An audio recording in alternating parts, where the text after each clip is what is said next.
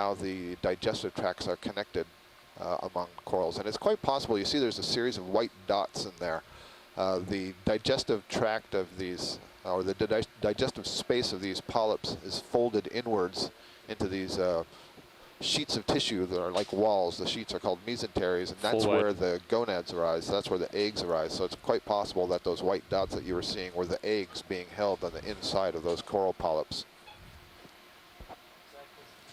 That was fantastic. Thank you very much. We are ready to move on in our exploration.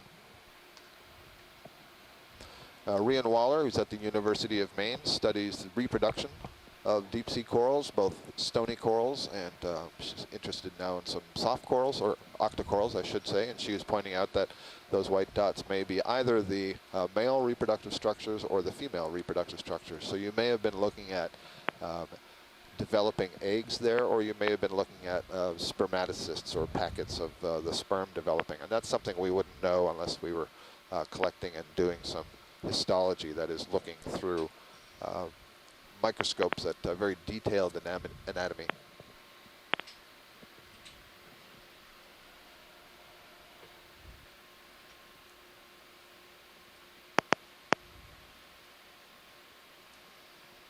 I'm going to come up as you come up. You can see the Sirius view just to the bottom right of D2. There's this sort of protrusion sticking out. It's very smooth.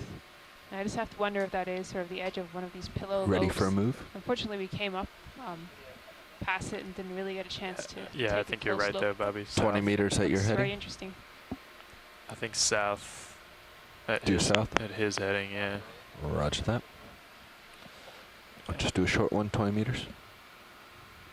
Yeah. What's the star? We have a sea star here, an asteroid. It's a tether length. Yeah, that sounds good. If he dawdles down there for very long, we can cancel it or something. But I think. Well, it should take you right on top of right. him. Yeah. Nothing more. You want to come back? Yes, indeed. There we go. Another Calibelemnon.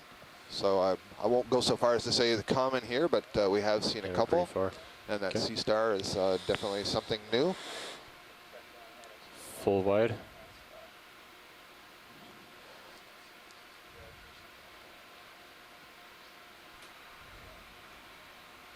Bridge, ROV nav. Yeah, you're heading there. That may have been Goniasteridae type of sea star in the family. Ship move, please. They have 20 meters, bearing 180, arms, but it has 0.1 knots. Thick plates around the margins, and I'm wondering if 1/10, that makes please. it a member of that family. That is one of the characteristics of that family. But we'll see if we can get an Ship move identification on underway. that later on. Good. Just keep coming up until they see something. There is something at the center of the screen, just above the lasers now. Might be a sponge. You have time. I still need to move, Jeff. You have time. Yes, indeed. We have a pair of sponge skeletons here. The tissue is actually dead, so this is the remnant of a glass sponge. Looks like a Euplectella type glass sponge, a vase-like sponge, if you will. And I believe there may be a small brittle star on the left side one at the top. Thank you. And as you zoom out, you'll notice that we're looking at what appear to be some cut-off faces here, just to the right side of the screen. There's a very thin lava layer that looks like it's broken off. Again, I don't think these are sheet flows. That is, a sheet flow would be a much wider spread flow of lava. So whereas pillows tend to be more viscous and cool more quickly, so they make lobes, a sheet flow occurs when the lava is less viscous, or there is a very high extrusion rate. So that is how quickly the lava is coming out of the vent is actually the main control on the types of lava flows we see.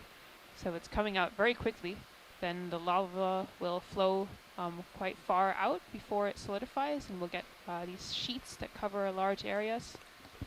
If it doesn't flow quite so quickly, or if there's a slope and it's more directed into a channel, then we'll tend to see pillow lava forms. And so I think what we're seeing here, we're seeing some typical rounded pillow forms, but also these thinner sheet-like pillows. Looks like we have a very interesting looking sea cucumber here on the lower right of the screen. A sea cucumber is an echinoderm, translates as spiny skin. That's the name of the phylum, and the class is the Holothuridia. So this is a holothurian sea cucumber. Other members of the echinoderms include the sea stars and the brittle stars and the crinoids that we just saw earlier, and they are all characterized by having tube feet. It's the tube feet that they typically use for locomotion and for gathering their food. You have time for both of these. Yeah, we'd love to get a better look at that sea cucumber. This is definitely a novel one so far. You're at full wide. For our cruise. What you're going to see as we get another quick look, zoom in on the sea cucumber, is that it has these tentaculate-like structures, these tentacle-like structures arising from the body. These are essentially modified tube feet, the tube feet that you would see in a sea star that are moving around in the grooves underneath the legs. This is probably a member of the order Elastopoda. That's a very common order of sea stars. Video, I'm getting a clicking noise fairly frequently in my headphones. Yeah, I'm hearing that too. It sounds like it might be coming through the conference call. Thank you. I don't know if somebody on the conference call needs to mute something, or if that's just some other disturbance. But so, Elassopodid sea cucumbers, one of the hallmarks of members of that group is that they have these elaborations of the tube feet, especially on the dorsal or the upper side that you're viewing. And they may have elaborated tube feet that helps them feed. Bring your swing arms in if you need some light. Are some form of deposit feeder, meaning that they are ingesting mouthfuls of sediment and extracting the organics. And just rotate the uppers. Some of them may be fairly selective, and so that they are only taking some parts of the sediment or taking the freshest upper layer, for example. The freshest upper layer meaning the material that has fallen most recently through the water column and landed on the bottom. So really nice view here. This is a really squishy sort of organism. It's kind of inflated with fluids, and you can see that those tentacle-like structures are aligned in rows along the body. So like other echinoderms, these would be pentaradial organisms. Pentaradial. Don't be scared to ask for help on your camera. The tube feet are arranged in rows of 5, and when you see a typical sea star, you see that it has 5 arms, and each of the arms has a row of tube feet. In this particular case, if you imagine that sea star, or perhaps it's better to imagine a sea urchin that has its mouth pointed downwards, and you took that sea urchin and you stretched it out on the axis of its mouth and then flopped it over on its side and made it soft, you'd have yourself a sea cucumber. And so those rows of tube feet run along the body. Very interesting.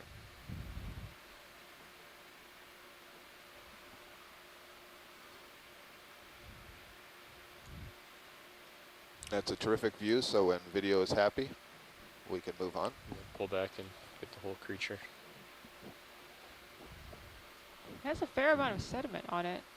How long do you think it's been sitting there? That is a really good question. And so, you know, these organisms are collecting their food from what is settled onto the sea floor. There's also, by the way, a xenophyophore up on the top left of the screen, that mud ball that you see. It's probably about the size of a golf ball. Mud concretion.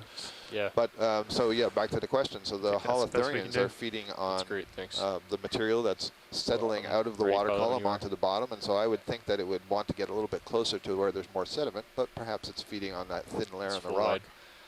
But I think all the sediments that are on it are a suggestion that the current speed is fairly slow here, isn't really wafting it off, but who knows how long they sit in one place, at least here.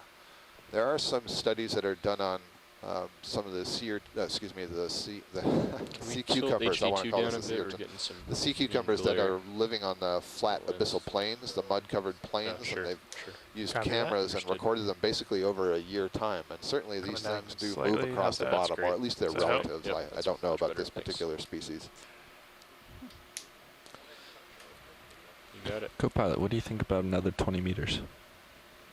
Are we done with this one? Oh, the ship's settling out. Seriantid tube anemone, I believe. So that's a little. I mean, you'll have some time to catch up, but dug into the mud. Let's keep things moving a little bit. Extending from a tube. You can see its tentacles there. Bridge, ROV nav. So if that, yeah, it's hard to see, but I'm pretty sure that's what it is. And if it's a seriantid, that means it's not a true sea anemone like the kind that you would see in the tide pools on the east and west coast, but instead it's a tube anemone, so it builds itself a tube that it lives inside. So you don't see the tube right now, that's probably buried in the bottom, but you can see the tentacles add some extending length to from that move? tube. Let's add 15 meters, bearing 180, 1/10.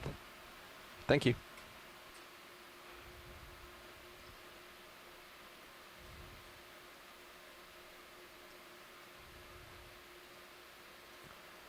I can maybe try to light that up with the starboard lower. Does that help? Okay.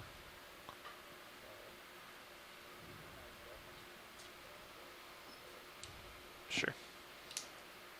Coming down. Yeah, the lighting isn't bad if you're comfortable with me zooming in a little more. So the Cerantherians have a ring of tentacles around their disc. You can actually just see the lip of the tube there that it's living in, sticking out from the bottom. So you see that long ring of tentacles, but then within that, there's a ring of much shorter tentacles that's right around the mouth. That's another difference between the tube anemones and the true sea anemones. Just let me know if you want camera.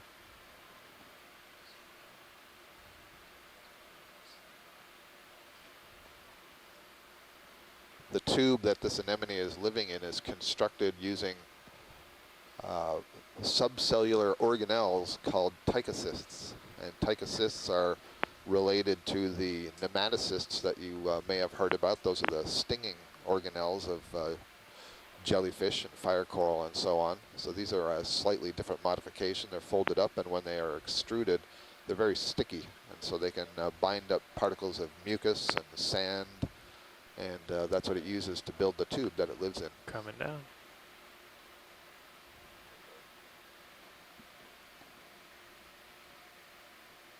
Nice.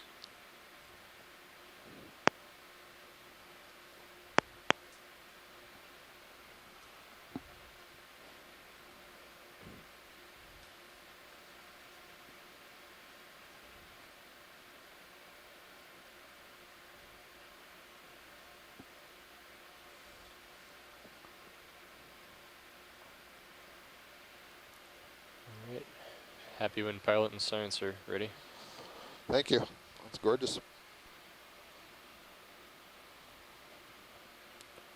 Well, we're down here at 2,725 meters depth, 2.7 kilometers. Yeah, it seems like the lighting is real, or about, I guess maybe we're just adjusting it for that, but 1 3/4 miles rather deep, than forward. and we can see that there's plenty of organisms living on the bottom, on the rocky the lighting bottom is here, pointing straight down, and also dug into the from sediments. up top. And very interesting couldn't do anything about the rocks being right in the here. way. Very I rugose. tried to point them in. Lots of nooks and crannies, and I imagine Didn't really some of the help. water flow is pretty good over here, but we can see Kind there's of shelter. terrain, some sediments that are draped on the rock.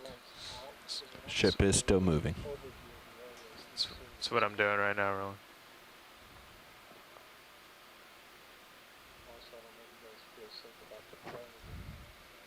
Not right now. Can we just zoom in where those lasers are? There's some little white structures on the side of the rock. Look like they're little polyps. Yeah, you can see them growing up there at the side. So we have something here called a Stoloniferous octocoral. There's probably a better view. Oh, hold on, okay. Oh, so this looks like, you see they have these little tubes at the base, and these polyps are rising from the tube. So I'm not sure, this may be smaller versions of what we were looking at earlier, that soft coral that had several polyps coming out of it, but it came out of a tube very much like this. That's good. That's a good look, but there's some fuzziness just up above it now on that same rock, but on the upper left side of that rock. Just want to check to see if that's the same thing, or if this is a Stoloniferous octocoral. A Stoloniferous octocoral is one that grows in a ribbon-like form.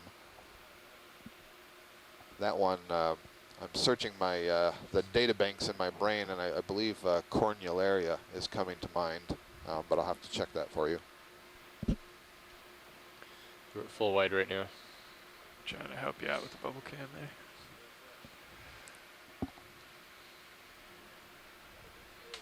Yeah.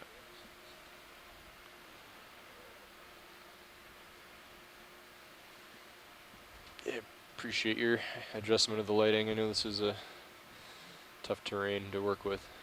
Yeah, I mean, thanks for staying on top of it. It's So we are seeing some what I'm different here for. diversity here than we've seen on our previous dives.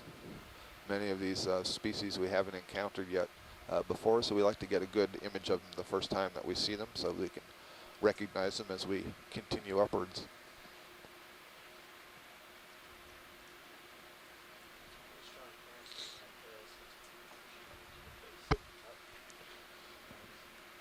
ROV pilot reports that we have a current that is moving uphill, and so it's giving the ROV a little push from behind.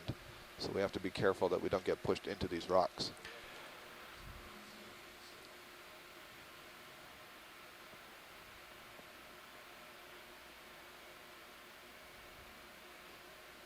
Yeah, so let's see. These must surely be growing in kind of a ribbon-like pattern. You see they're all in a line, these individual polyps. And so these again are octocorals. They're related to the colonies that we saw earlier that are growing in the fan shape or the bottle brush shape and the soft form. We saw the sea pen, that was the rock sea pen. So now this is one that grows as a ribbon. So this one doesn't create an upright arborescent colony. Instead it grows in these ribbons and mats over hard surfaces like rocks. It could also grow over dead coral skeletons, for example, or dead sponge skeletons. Thank you, that's terrific. Okay, full wide. Watch lead nav. Nav, this is watch lead. Remind me, the octocorals are supposed to have 8 tentacles coming out, correct? That is correct. That's what I saw there. Did I count wrong? I thought I was counting 7 partial. on each of those, but maybe I just didn't see it. I'm sure I am mistaken. Well, the other key would be if it has 8 tentacles, those tentacles should be what are called pinnulate. So they should have little side branches, just like a feather. So that's another good character to look at. Getting back Roger, to thank you, center Watch here, lead. pilot. Oh yeah, so we have a second one of the lassopodid sea cucumbers here with the long extensions from the dorsal side, if you will. That's a fairly good sized sea cucumber now that I look at the laser. Yeah. Got some corals if you turn 20 right. centimeters almost, 15, 20. You have some corals if you turn right and actually head back to co-pilot center, where you need to be anyway. Where you want to be.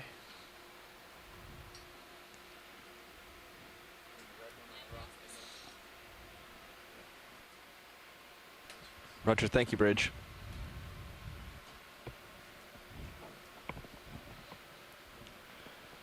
Ship move stopped. Copy that. We had an Anthomastus You don't have very octocoral, long that here, bright huh? red one on the right, and here we're looking at another one of the sea cucumbers. Holothurians in the order Elastopoda, I suspect. It's a beautiful view of that Anthomastus. You can really see the center part of the body is kind of like a tight little fist with the wrist kind of attached to the rock, and then arising from that are those very large polyps. You see the lines extended down the polyps. Oh, there's one of them just closed up, just trying to catch that amphipod maybe. We're seeing some predation. I asked the pilots at the first day that I wanted to see some octocoral predation. So this doesn't look like predation, it looks like it's being disturbed. If we could zoom in a little bit, Sure. that polyp Ready in the when you're center up. you see is retracted its tentacles. There's an amphipod crawling on the outside. Oh, there it is. Outstanding. So this is a good indication of what I say. Sometimes we come across the colonies where the polyps are retracted or the tentacles are curled up. So in this case, it's curled its tentacles, but the polyp hasn't retracted. If it were retracted, it would disappear inside the base of that thicker red stump, the mushroom-like part, or you can think of it as a toadstool. So you're also seeing, as we get this nice close-up view, those lines running down the polyp itself. On the Pulling inside of that polyp is where what's called the gastrovascular cavity. The gastrovascular cavity is, you can think of it as the stomach, except it's a very simple little gut. It's like a bag, a little sac with just one opening. And those lines that you see are where there are infoldings of the wall that increase the surface area inside that space to allow for increased digestion. So those are called mesenteries, and there are 8 of them corresponding to the 8 tentacles. And it's on those structures that the gametes are produced. So the eggs and the spermatocysts we noted earlier So if this were reproductive, you could possibly see some of those structures on those mesenteries. So we have a new coral species for our dive. This is now a black coral. The black corals are yet another cnidarian, another coral, but they're in a completely different group from the octocorals. These are members of the hexacoralia, and that name hexacoralia compared to octocoralia should give you some insight that we're going to be dealing with multiples of 6 hexa instead of multiples of 8 octo. So the polyps here on black corals have 6 tentacles associated with them, and those tentacles are not branched. This is a very common genus of black coral in the deep sea. This is called Bathypathes. The black corals belong to the order Antipatheria, and translated that means against disease. Their skeleton in ancient Greek times was used as a medicinal remedy when ground up into a powder, and all of the different groups of the black corals are named using pathes as part of their name. So this is Bathypathes, and bathy means deep, so deep pathes. You can see that the tissue is orange, but the skeleton is actually black, and that's where the name comes from. And you can see the tentacles of each of the polyps just sticking off of each side of the branches there. Now sometimes on these Bathypathes colonies, right at the base where it attaches to the rock, there are some polyps that will extend up on that center axis. There may be a polychaete worm tucked in there, a little scale worm.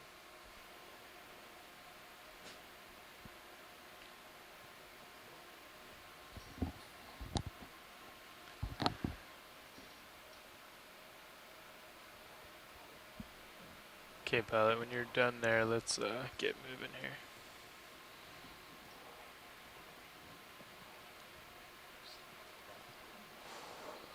Yep, there's another one of the rock pens. So that's what maybe the 3rd or 4th that we've seen already today. Yeah, whenever you're done.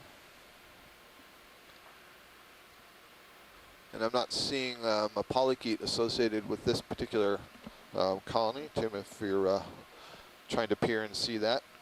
There we go, we got a good view. And sometimes these polychaete worms can be really hard to see because they really get tucked down inside there, but I'm certainly not seeing anything. Thanks for the close-up. You can see where the skeleton attaches to the rock, called the holdfast. It's that disc at the base, and in this case, the disc is covered by that pinkish tissue. Very often we see that the tissue has been scraped away, and instead you see this nice black holdfast. There's another one of those goblet sponges on the stock just down below. That's a glass sponge.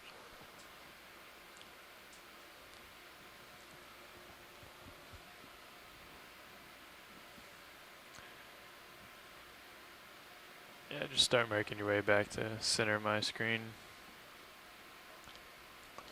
If you're just tuning in, we're diving on the Atlantis 2 Seamount group today. We're on the largest of the 3 features. Largest edifice. We're at a depth of 2,722 meters, and it's very cold down here. 2.85 degrees Celsius. And it looks like maybe another sea cucumber, a different kind of sea cucumber right there in the center at the lasers. Yes, indeed. This looks like something that I believe we saw yesterday, or the day before on Retriever Seamount. So this is in a different group of sea cucumbers, holothurians, than the one that we saw before that had all of the tentacles or tentacle-like structures arising from its back. And this one, if it's like the one we saw yesterday, it's very gelatinous. You see that it's sort of rising up out there off the bottom. I think you're getting a good view of its mouth. That's your right side. Either its mouth or the other end. I can't tell from this distance, but as I said before, these are deposit feeders. So you see this one's kind of flat. It's got kind of like a sole to it. Yep, understood. We got some currents here that we're struggling against a little bit, but that's okay. You can see this one's really flat. It doesn't have those elaborated tentacle-like structures, which were the modified tube feet. So Bob Carney, who's a deep sea biologist at Louisiana State University, sent me an email yesterday about a holothurian just like that one that we saw on Retriever Seamount, and his best guess was that it belonged to the order Aspidocheirodida. It's the big thing sticking up over there. That's a fairly common order, so most of the sea cucumbers that you encounter that are come back. feeding on mud. We're stable here. Belong to this order. I'm always going to generally push you this way. Maybe if you see something, go get it. Pelopatides would be the Especially when we're genus not name, moving. but that's just a little bit of a guess. We would have to actually collect it to know better. Here's your Dave Wright test. And we're coming up here Come to down, yet pirouette another around the left kind of side, octocoral. then head back into And we apologize, Sirius's I'm field. sure. We're getting a lot of reports that there are some problems with the video feed and the audio being intermittent, and our technicians are doing their best to solve that issue. This is another Chrysogorgia colony. You see a nice big tall one. We've seen a couple of them down below. This one has a crinoid hanging onto it. So a crinoid is another one of the classes of Echinodermata, just like the sea cucumber that we saw earlier, or the sea star. And this one has these structures called pinnules. They're kind of little leg-like structures that it uses to hang on to the surface, whatever surface it happens to have landed. Its mouth is pointed away from the substrate, in this case that coral, and within each of its arms there are some small tube feet that it uses to help flick bits of food particles into those arms and transfer them down towards the mouth, which is at the center of the arms. So beautiful Chrysogorgia colony. I can see there's something red colored down in the center, and sure enough it is another one of the squat lobsters, possibly the Chirostylid. I'll verify that with shoreside scientists, make sure I'm getting the right name of that squat lobster. There's at least one. There's a couple of other things on there as well. They look from this distance like amphipods, but right now in the center we're seeing that beautiful yellow feather star, the crinoid.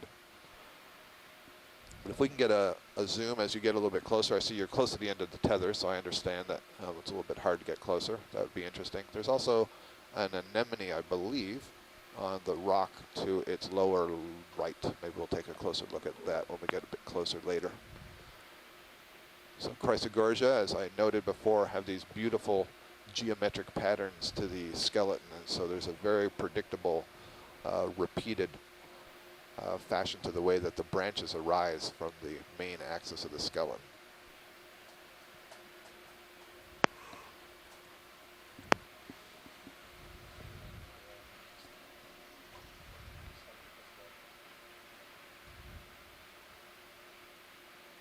So it looks like I see just, yeah, so there's one squat lobster, that's the pinkish one with the red claws and the red face, but there's a couple of other very small red things, and those are amphipods. So we have a couple of amphipods on this Chrysogorgia and one squat lobster. Thank you. And Jeff, if we could get a quick zoom, right where the lasers are now, there's a small anemone and or cup coral, and we just want to be able to see if we can tell the difference. Yeah, so, yep, exactly. Right there, just below the lasers. Thank you.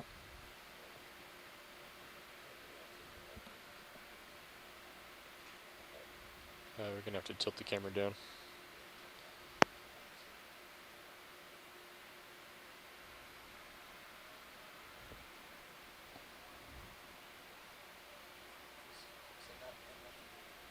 It does look anemone-like to me as well, I agree. I'm not really seeing a skeleton. I'm not seeing any septa in there. So I think we'll chalk that up as an anemone. Thank you. Full wide. Oh, there's a large fish, a hake of some kind, I guess, if we can get a good look at this. We have the lasers. Oh, the lasers are on, so there we go. Get a sense of the size. This is a Entomora shoreside? Blue hake, yes it is. So blue hake, we are also seeing the blue hake while we were in the canyon dives. So apparently they extend over a fairly wide range here in the North Atlantic. Also in terms of depth. That's a good sized fish. That's pretty good, yeah. Would you estimate about 40 centimeters? Yeah, there? I think that's 40. Yeah, 10, 40. 20, yeah, I think that's a good guess. Perfect.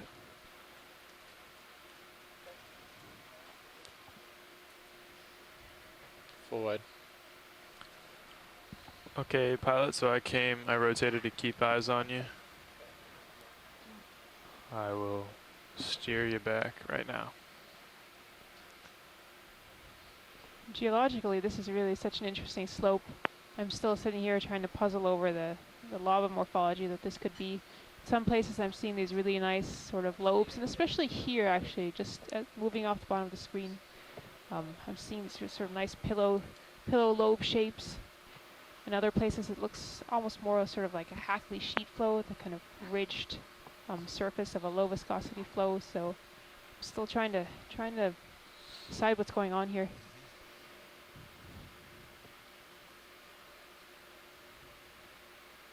Yeah, it looks kind of like it's flowed, settled, and then cracked up, broken, and tumbled. Definitely in some places. And up here that we're coming up to what looks to be more of a sheet flow type, which you can see it sort of stretching laterally across the screen. There just seems to be a surface there.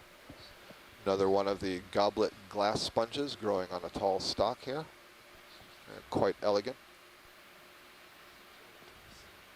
Indeed.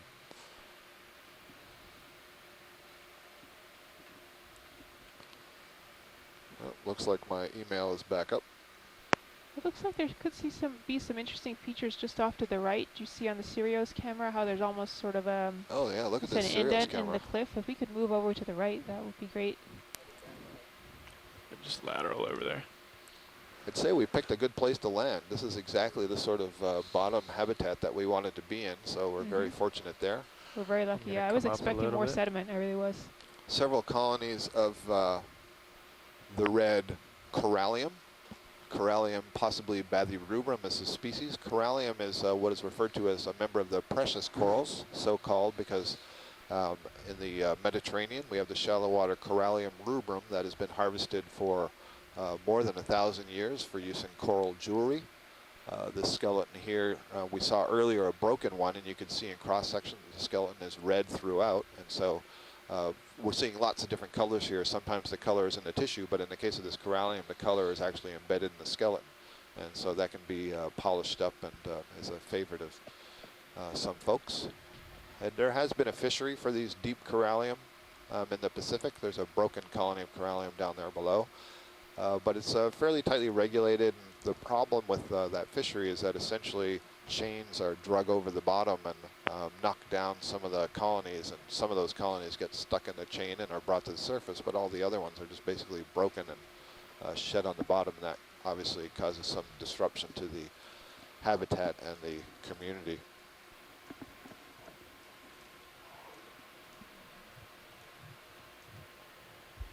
And this really looks like another pillow lobe, and you can see that in the Sirius view just underneath D2, likely to the left.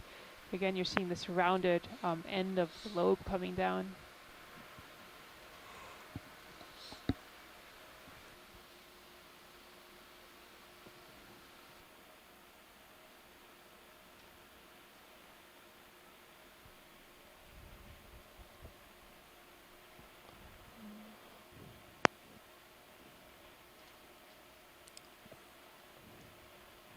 This might be a stalked crinoid up ahead, which would be an interesting thing to have a look at. I think we've seen one stalked crinoid so far in our 7 dives, and sure enough, that's what it is. And this is kind of interesting. It's referred to as a living fossil because you can go back several 100 million years into the fossil record and basically see this exact same morphology. The crinoids in general, we saw earlier a crinoid, a feather star that was living on one of the Chrysogorgia colonies, had these little pinnules that it grabbed onto. They're members of the Echinodermata. They are very diverse. There are lots of species known from the fossil record. In fact, Susan, I think you were saying this the other day. You know that there are more fossil crinoids than there are living crinoids. Yeah, that's true. I think the diversity of species has really decreased over time. So this is one of these interesting pieces of biology that the geologists know really well as well, because they're so well fossilized. But this is a slightly different type of crinoid than what we saw earlier, because this one has this long stalk associated with it. So this one is commonly referred to as a sea lily. The other one was referred to as a feather star. So the feather stars don't have these long stalks. They instead have the pinnules, the little sort of leg-like structures that they grasp the bottom. But the sea lilies have these long stalks. And the stalk is movable. You may see that there are little side branches coming off the stalk, which are essentially the same sort of pinnules that you see on the base of the feather star. And so they can be used to grasp the surface and basically keep that the arms of the feather star at different heights above the bottom. there seems to be something on the stalk as well. And this is quite a beautiful looking thing. So essentially what you see are these main arms that are arising from the crinoid. The crinoid body is attached, of course, to that stalk, and the mouth is in the center facing out towards us, so we would be looking down into the mouth right now. There are some spines that come off of the side of those arms, and there are small grooves in the spines and in the arms themselves, and tucked into those grooves are where the tube feet are. And the tube feet are the hallmark of the echinoderms, in addition to the small ossicles or calcareous-like hard parts that are embedded in the skin of all echinoderms. In the case of these crinoids, those hard parts are fairly obvious because of the arms and the stalk. They look like they're a jointed series of vertebrae, and those are basically large ossicles.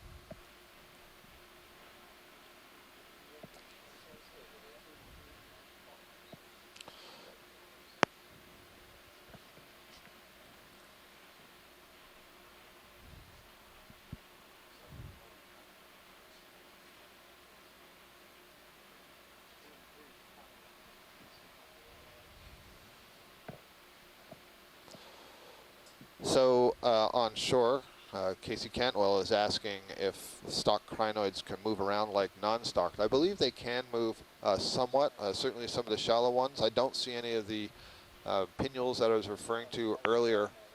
Yeah, oh, that's fantastic. Yeah, so the pilot has just pointed out here that we have a feather star, the other type of crinoid, living on the stalk of the stalked crinoid. So we have a feather star on the sea lily.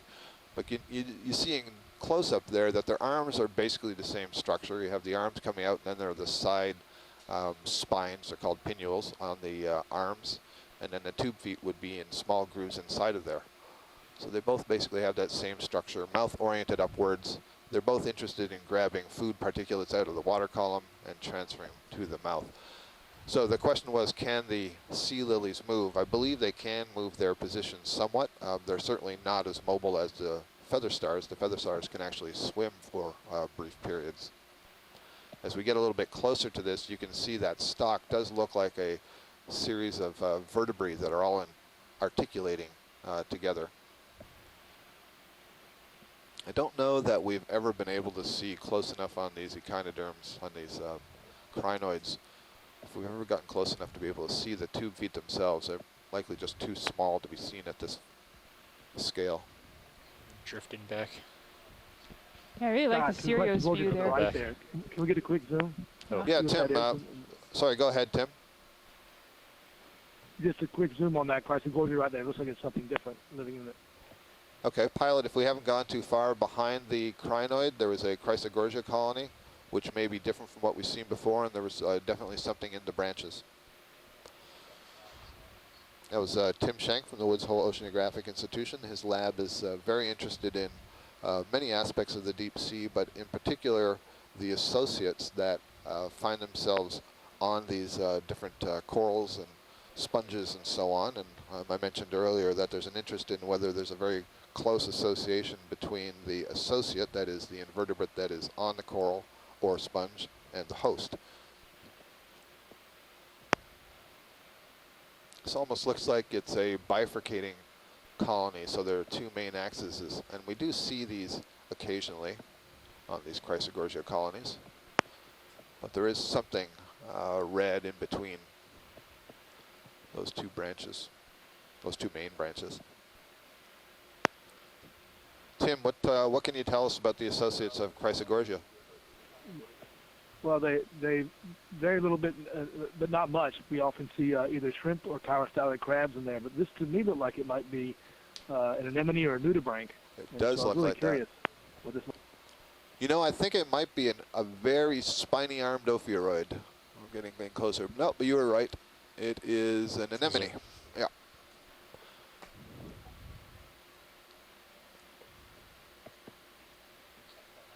So do we know much about the anemones that live on these Chrysogorgia, Tim? Not a lot, Scott. There's ring anemones that are preferentially settled on some of these corals, but Chrysogorgias are not one of the top host for these things. That's why we're so curious. I can't tell if it's that yellow part. Is there damage on the on part of the skeleton there? Yeah, are you talking just above the anemone? Yep, there's definitely some tissue that is missing in that point. Zoom. And I guess I should say for our listeners, this is a good example, just like those two crinids we have, of two different cnidarians. So the sea anemone is a type of cnidarian, and all the cnidarians have the stinging cells associated with them. The sea anemone belongs to the Hexacoralia. The colony that it's on belongs to the Octacoralia. The sea anemone is a unitary animal. That means it is a solitary individual, whereas the octocoral is a colonial animal. That is, it is made up of several interconnected zooids, each of which has its own mouth. Thanks for that, Tim. We're still getting the clicking over the audio, and I'm not sure if that's a function of somebody's line remaining open when they're not talking. I don't hear it now, so if somebody did change something on shore, then that solved that problem. Susan, being the scientist, is checking her own as well. Okay. Okay. So I think what we'll do is we'll just hang up the conference line for a moment here and redial it, because we think there's some disruption coming across that line. Okay. This may be a bamboo coral, which would be a new thing as well for the dive. Roger. So if we could get a look at that, thank you.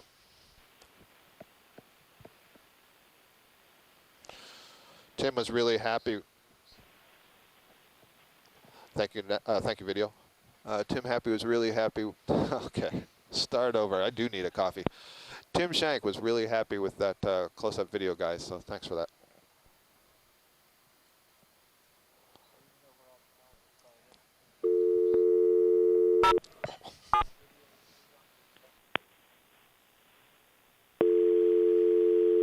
Video, can you stand by on that video? So we have Dumbo octopus view? That's swimming above the ROV. If you look in the Sirius camera, that's your video feed too, you'll see a small octopus in the water column with these large fins. The fins sort of give it the appearance of Dumbo the elephant, and so it gets this common name of Dumbo octopus. You'll also notice that the arms... It's under Sirius, you're not going for it.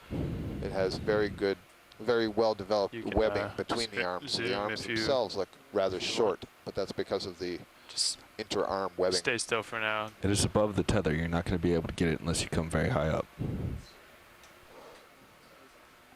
It's up for you, Dan.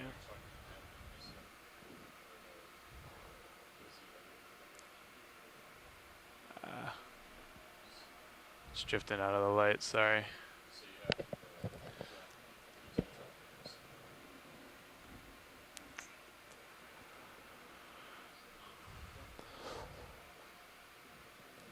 I think that's all we're going to get. When we had a dive on Retriever, we saw a coral colony that had 2 egg cases of a Dumbo octopus on that coral.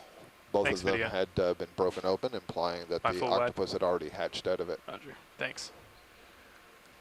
Oh, there's some interesting terrain coming up here on the right. Stair steps. Let's take a look. Maybe we can, yeah, there's this big slab lying here. It looks like it may have tumbled down, and then there's some stair steps off to the right. Let's take a look at those. It's a good direction too, pilot. Very nice. This could be really beautiful sheet flows exposed. That's really what they're looking like to me.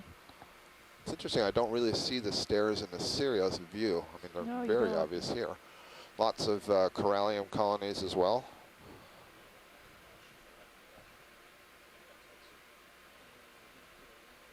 So again, these look very strikingly like sheet flows, and that's sort of the situation where you have a high flow rate, so lots of magma coming out of the vent, possibly a low viscosity lava, that is, it will flow more easily, and it just flows out into mostly flat areas and make these thin flows that build up on top of each other, and they're usually quite thin, but also flat. They'll pile up on top of each other. See them beautifully exposed in the field. If you go out and look at some ancient seamounts that are exposed on land, you'll get these nice layers of sheet flows that have piled up on top of each other. West or north, but I imagine west will be a lot easier for you. Thank you. And it's actually not unusual to see such a change in lava flow morphology over such a small area. It is not unusual? It is not unusual because the conditions at the vent can actually change fairly quickly.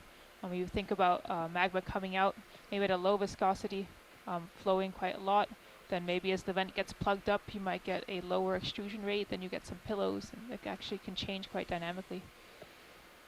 Another beautiful Chrysogorgia octocoral colony here on the upper edge of this block. If we're able to get a quick zoom just to see if there's a crab in there, that would be useful. Roger that.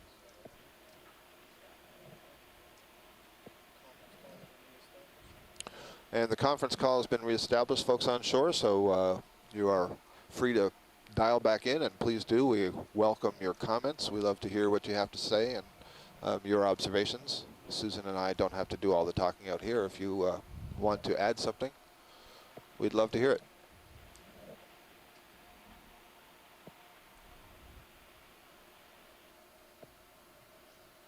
And sure enough, it looks like we have another one of the squat lobsters in the upper part of this colony. I can see the red head and the arms extending from there. This one looks to be a little bit bigger than some of the ones we saw earlier.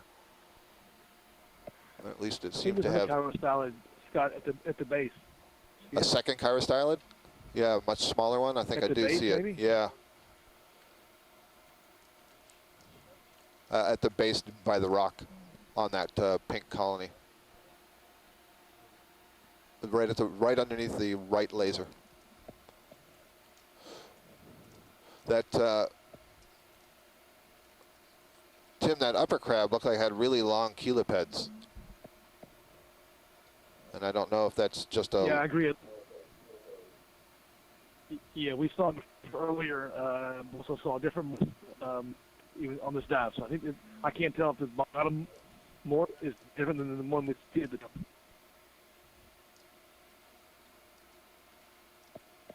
We'll see if on this Zoom we can get any more information on that.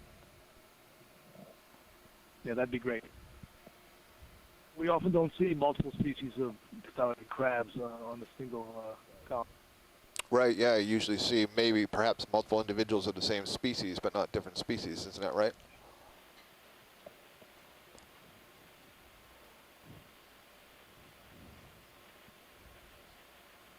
Oh, there we go. We can see the arm being extended on the left side there. One of the arms of this squat lobster. I don't see, Tim, that it's any different from the other ones. It seems to have the sort of the red face, the pinkish body. Pretty well developed arms. Yeah, I agree. I think the gross morphology set there's the other one right red now. There in the center of the screen too. Yeah, that was a little amphipod. It's a little amphipod that was hanging around the center. Great video, guys. Thank you.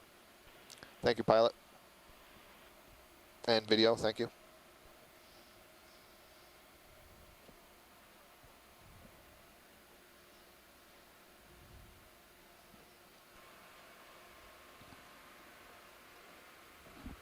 Again, there's such an interesting diversity of flow types here. Or maybe it's just the way that they're exposed. What are you thinking so about hard a ship to tell. move, maybe? This is definitely a slope. There's definitely some debris that's come down here, some rubble, things have been breaking apart. Same, 20 meters. Another stocked crinoid. We had a really nice close look at this earlier. Yeah. Bridge, RV nav. One of the things that's interesting from the Ship move, perspective please. of 20 meters, ecology, bearing 180, one of the things 110. as deep sea biologists we'd really like to know is, you know, why are so many of these rocks not colonized by corals? Why Good are copy, the thanks. corals relatively sparse in their distribution throughout the habitat? So we have different scales of questions. One is, you know, on what seamounts do we actually see the species? At what depth do we see them? And then when we do see them, why do we see the number that we see in their dispersion with respect to one another? And part of that answer is going to have something to do with food. And so I suppose it's worth reminding everybody where the food for all these organisms is ultimately coming from. We usually talk about this a little bit on each dive, but ultimately, more than 90% of the food that's available to deep sea organisms is coming from the surface waters, where organisms, plant-like organisms, phytoplankton, that can use energy from the sun, will convert that energy into an organic form, so to produce their own carbohydrates and proteins and so on that they use to grow themselves and to reproduce and produce more. That's because I'm not talking to you. Plankton cells, basically reproduction, and then Once they die, that material begins to sink into the deeper waters. Of course, a lot of that material is eaten by various organisms that live up in the water column, up in the surface. So there's all kinds of copepods and shrimp, and then there are larger organisms that will feed on those, larger gelatinous plankton. There are jellyfish. There are, of course, many kinds of fish. And all of those organisms, essentially, when they die or when they release fecal pellets and so on, that material will be sinking through the water column. And if it's not fed on in the water column by the plankton that are in the water column, it will settle here on the bottom. And So that's I'm when the coming your way, deep sea pilot, organisms get to feed on it. any As it's more descending forward through the in your water current column, direction, you don't bacteria have may much more tether. actually settle on and colonize those Probably particles that turn are and then lateral, falling, maybe. and so make the Just to make aggregation the of best of that your tether. material a little bit larger. That's something we call marine snow. That also helps it to sink a little bit faster, and so transport that organic material down into the deep sea. Since there are various organisms in the water column that are removing those particles, feeding on it from themselves, for themselves, the deeper you get, basically the less food is available. And so typically, Perfect. densities and sizes of organisms deep in the ocean are less and smaller. Go ahead, Susan. I don't know, I'm just noticing these really sharp corners actually right here, just to the bottom of the view. Do you see how it's almost like Yeah. a blocky edge there? Yeah, That's where the interesting. lasers are? Yeah, it's just, Yeah. yep, just sort of striking the way the rocks have sort of fallen apart.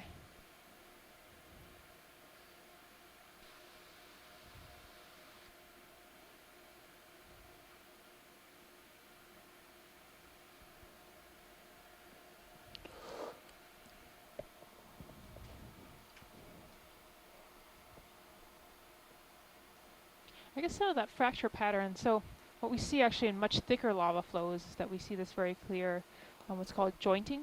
And so you'll see sort of vertical, sharp edges, just the way the lava is cooled and fractured. But this seems to be a much thinner flow, so I wouldn't expect to see that jointing pattern. So it's surprising to see how that piece is fractured there. Pilot, earlier on you said you were getting a current that seemed to be moving up slow. Do you have any sense of the approximate strength of that current?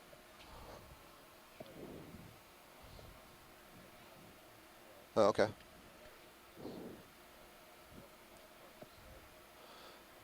Port to starboard, okay. It's interesting you say that because I almost get the sense that there's a little bit more sediment accumulation appearing.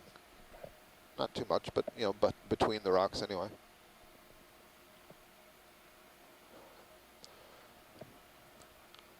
Tim, the pilot reports that the current is moving from port to starboard. Yeah, you can see them traveling across the screen, sure. So that means the flow would be coming from approximately the north-northeast, moving towards the south-southwest. So you can see the sort of rough globose nature of what are likely sponges here on the rock. And we have a crinoid feather star, and it appears to be perched on a broken off skeleton of a coral. Can we get any more zoom? I'm just curious if that's like a larger colony that's broken off, or that was a former cup coral. Yeah, I think those are larger corals that have broken off. Thank you.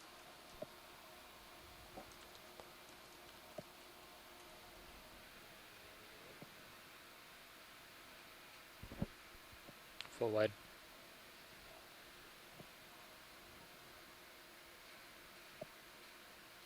So it looks like there might be another opportunity to see a bamboo whip. We didn't get close to the one earlier where we saw the octopus. But here on the right side of the screen, I see either a bamboo or it's a different coral kind of we're looking on in edge view.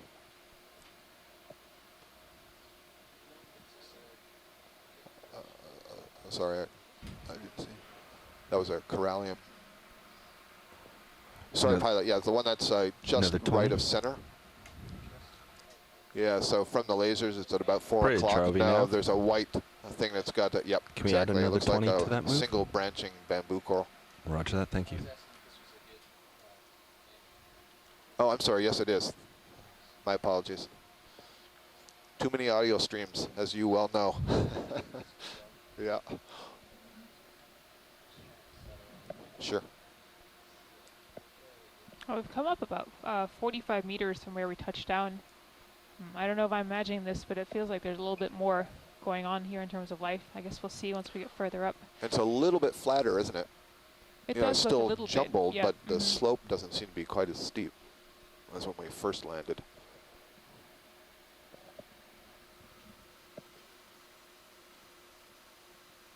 And that makes sense. Looking in at our dive plan, it looks like we were going to be coming up a steep ridge So and then after eventually this, it coming looks out like on our a slightly moves should flatter slope at the top of bear it. more So I think we are seeing that easterly. here. Okay. Yeah, agreed. Yep.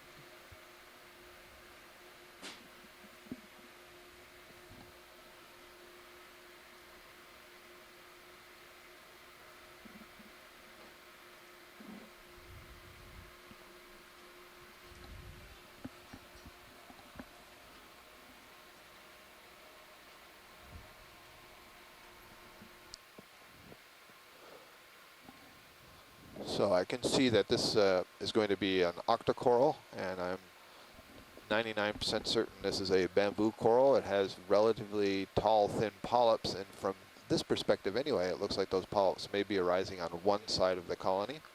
It only has one branch to it.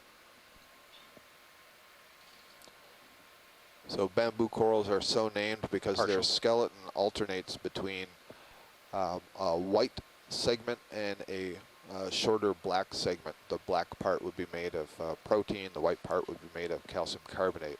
The white part is called an internode and the black part is called a node. And one of the ways that we can identify these bamboo corals is whether branches arise from the node or the internode. You can see, like a lot of these octocorals we've been looking at, the tissue is really thin here. This one also has a couple of amphipods hanging onto the branch. So really nice. So very thin tissue, and I can see there's a little brown spot on that branch that's on the left side. About a third of the way down from the top of the screen, you see a sort of a golden brown spot. That's the node. Bobby, if we could, sorry, Jeff, if we could go down a little bit to where there's a branch point, see if there's a brown colored node at the branch point. That's actually two branches sort of leaning against one another, so we have to go a little bit lower than that. There we go. And so there's a small branch, so the stem that's on the right side, you can see a small branch arising and poking off to the left, and you see that it arises from the brown spot. So this is what we would call a nodal brancher, so now we can say that this is the bamboo coral Isidella. Thank you, that was a terrific image. Oh, and there's a hermit crab that has an anemone on its back. So one of the things when you get really deep in the deep sea, there's very few large snails, gastropods. And hermit crabs, of course, tend to use gastropods, snails, as their shell. Actually, I was wrong. This does have a gastropod. So we aren't so deep that there aren't gastropod shells here or snail shells. It's a hermit crab with a snail shell on its back. So a good sighting there. Okay, you got it. It's full wide.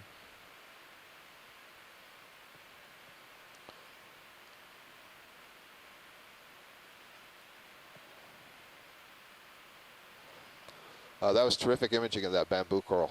Thank you.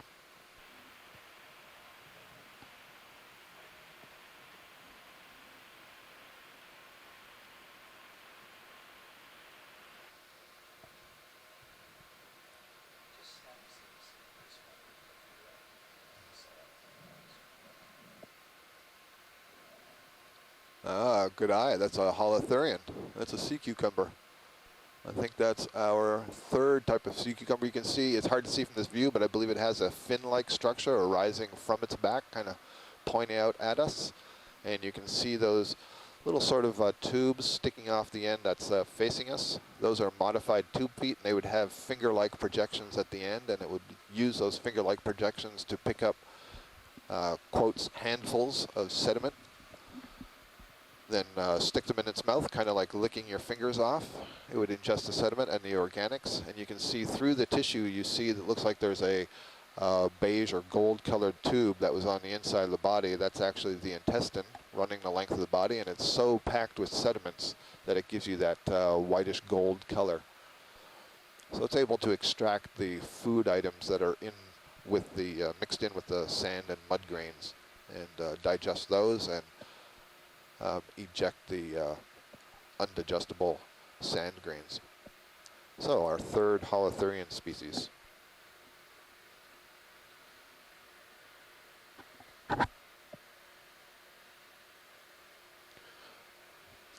That fin-like structure you're seeing sticking out the back, this is one that would be capable of swimming for some distance. So we've seen many times in the canyons the Anemone sea cucumbers. Those are the pink swimming sea cucumbers. And we've often said when we see them that actually those sea cucumbers will feed on the bottom. So here you go, you have one feeding on the bottom. And if it's disturbed or if it's kind of looking for another place to feed, it may flap that fin-like structure and swim up off the bottom and then just sink somewhere else. Okay, and I think we're gonna Thank you. Do a video change real quick. And we have the nice pink colony, the fan-like colony in the foreground is Corallium, possibly the species Corallium bathyrubrum. Corallium bathyrubrum was a species that was described new from the New England seamounts.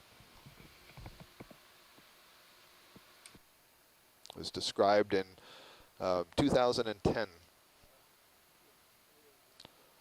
by one of the scientists who is frequently chiming in the event log, but he's in Hawaii, so time zone doesn't quite work for him this morning. But Corallium bathyrubrum was described by he and his graduate student Ann Simpson from a specimen that was collected on Kelvin Seamount. Kelvin Seamount is the seamount directly next to us in this chain of seamounts, the New England seamounts. Go Bridge. And it was described from a specimen that was collected at 2,253 meters, so about 500 meters shallower than we are right now. So this may be a new extension for its depth range. Not certain of that.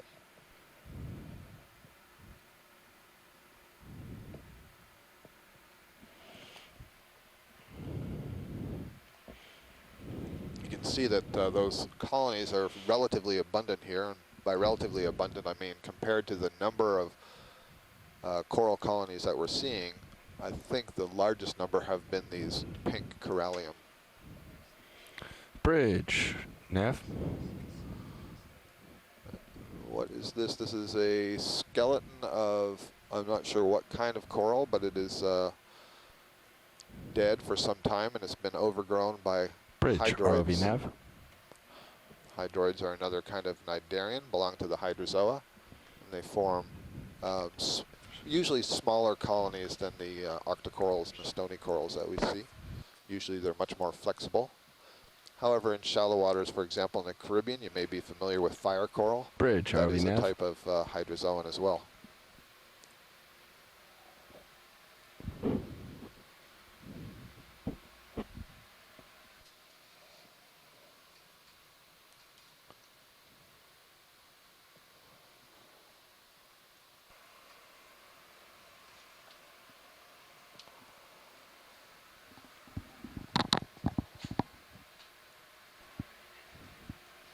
Bridge, ROV Nav.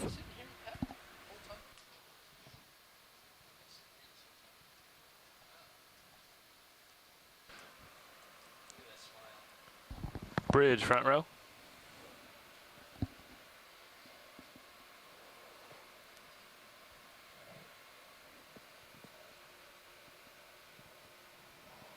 Yeah, there was a Nav's small, gone, Bridge. red item, looked like maybe a Swifty, but it wasn't Okay. Swifty, just below us now. Did you see Just that? below us, I Bridge, did not. ROV Nav. Can we back down just a little bit? Look Roger that. center Can we get a screen. ship move, please?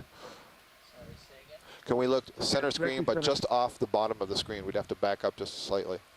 30 We're meters, looking to see bearing if there's a 145, small red 1/10. branching coral. Will do. It could have been a sea pen that was on sediment. Good copy. Okay. Tim Shank is telling me he saw it on the sediment, so it may have been a small sea pen. And we'll go back just a little bit further, see if we can see it. Oh, there we go. Yeah, Tim, that is a sea pen. It looks like another one of the Calibelemnons. Good eye. So another one of the rock pens. Thanks, Jeff. We can go forward. Yes, we don't need to see that one. We've got a good close-up of it.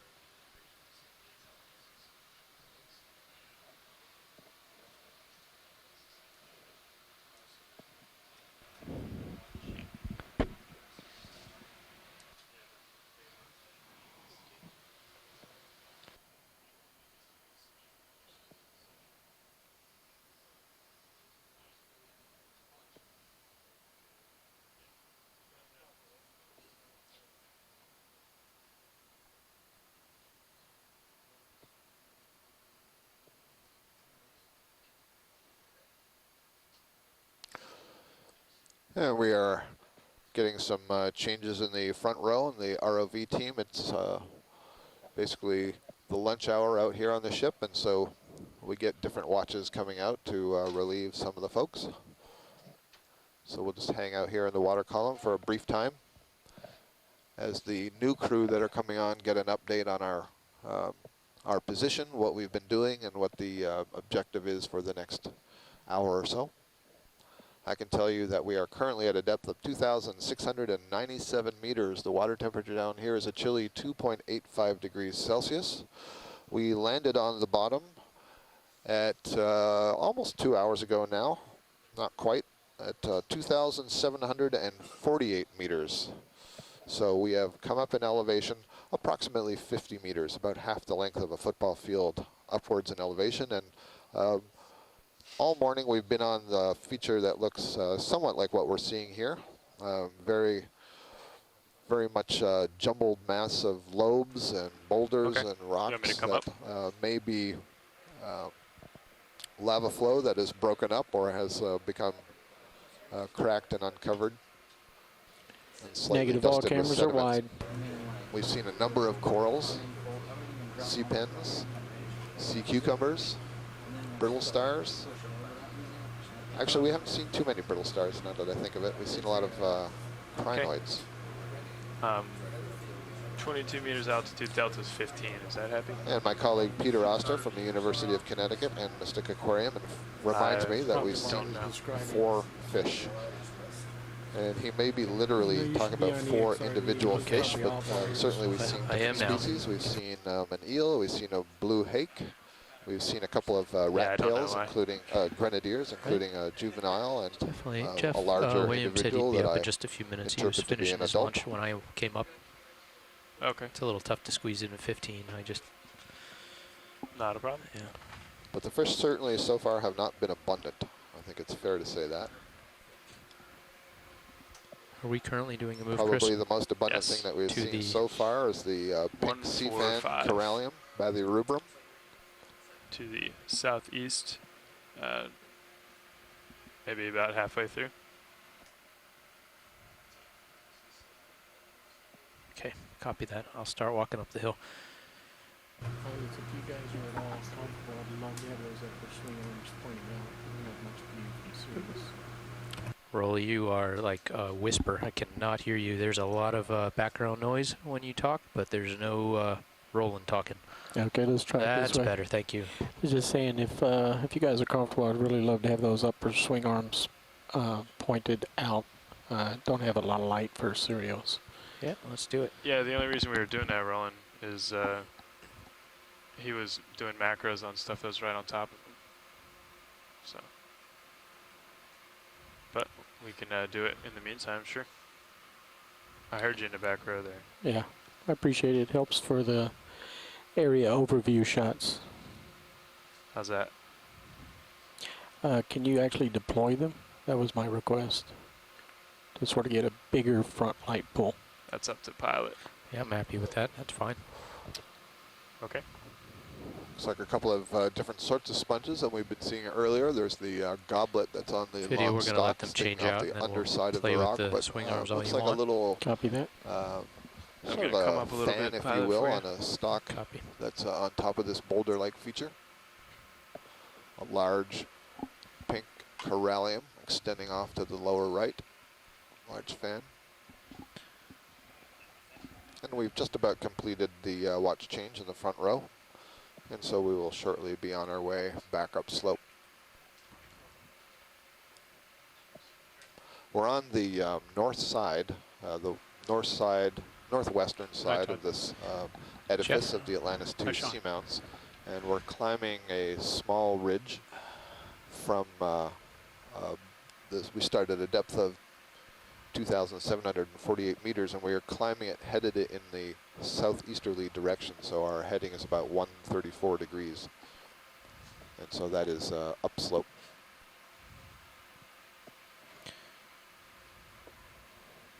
The main bulk of the seamount is Nav, what was the last mostly ship 2 move? hours What's the southeast heading? What's and the east. what's the bearing of the last ship move. Yeah, the bearing of the last ship move is 145, and we're currently involved in that ship move. Yep. So we're not too far from being done with that. Okay. So we're going to be right about here where my cursor is when we finish. Pilots, we're doing video switch for launch. For Ridge. Copy that, Rolly. Roger that. Thank you very much. Looks like there may be an urchin up ahead here, this white Hey thing Todd, on the rock. just That would one be more something tidbit new. of information. We're doing a wind tracker, so periodically we're tracking the wind. Okay. It's nice and low right now, 9 knots. It's been coming from about 020 all day, so okay. You know, it's only fluctuated a couple miles an hour either way all morning. That's so super. yeah, Great. so I think it's right where you want it. Nice. Pilot, I'm not sure if you Video, were I think we're had me on gonna comms. We're look. gonna get, I can hear you, Scott. Okay, We're good. gonna get a good view of this urchin for you. thank you. Video when you're ready. I'll try to hold it steady. We don't have much of a place to put our toes in the sand, so we'll just float it.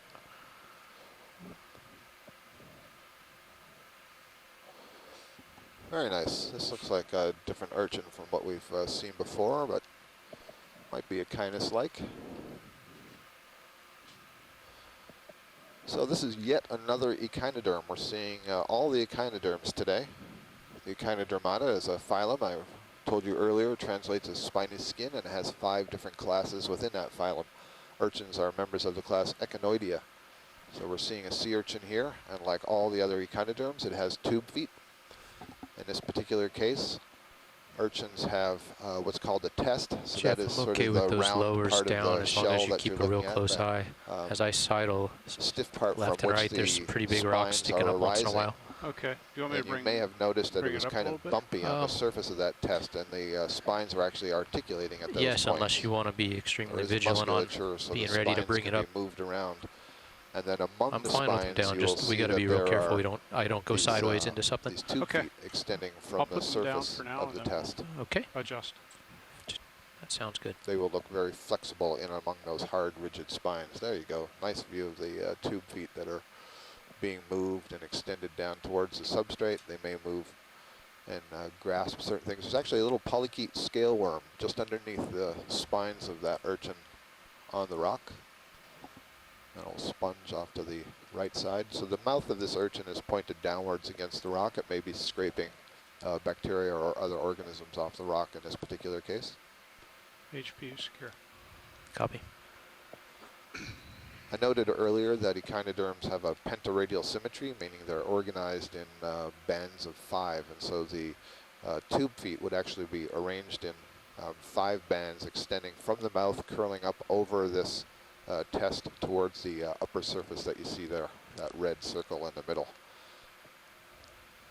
That circle is called the periproct, and the anus would be just in the center of that. So connecting that to the mouth would be a very long, coiled up intestine. Can we have a look just to the right there, Todd, of the urchin? You see there's a, looks like a stony coral skeleton tucked down in there. Yeah, I copy that. That would be nude as well. I wonder if this is Lophelia.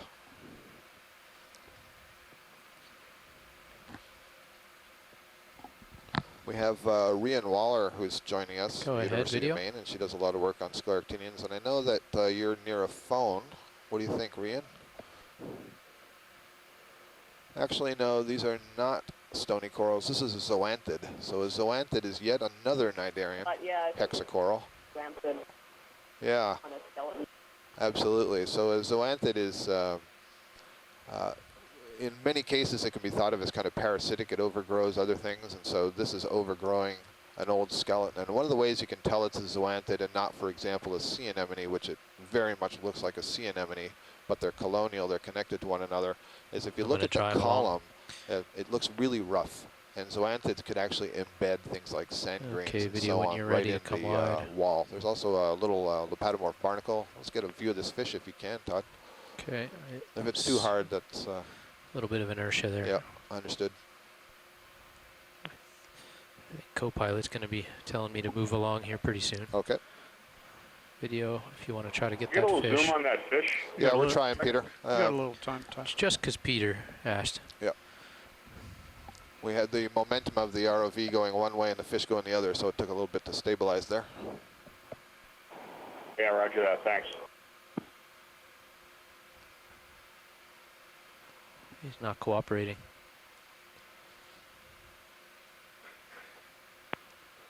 Todd, I'm turning my head slightly to the left to look at you. Okay, copy that.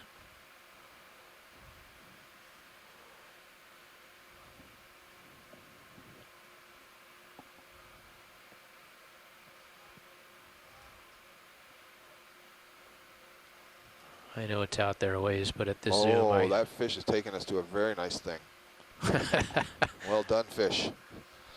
This is yet another new bamboo coral, one we haven't seen before. It's way out there. If you want me to get closer, I'll get it better. This is a good image. This is a good image. We'll get a nice frame grab from that if you can focus it up. This is growing in what we refer to as a bramble.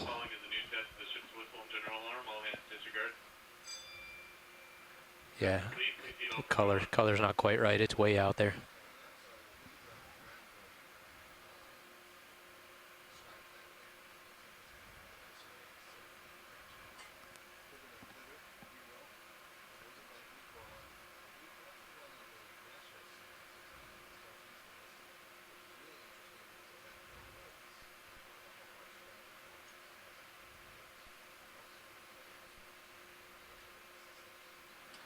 Okay, video.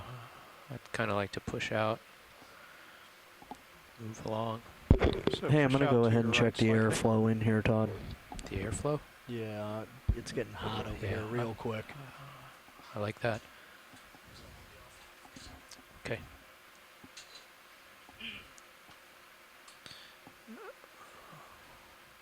Tilting back up, looking uphill, driving in that direction. Bridge, Nav put his headset down for just a moment. He'll be right back with you. Ship move complete. Pilot's copy. Thank you.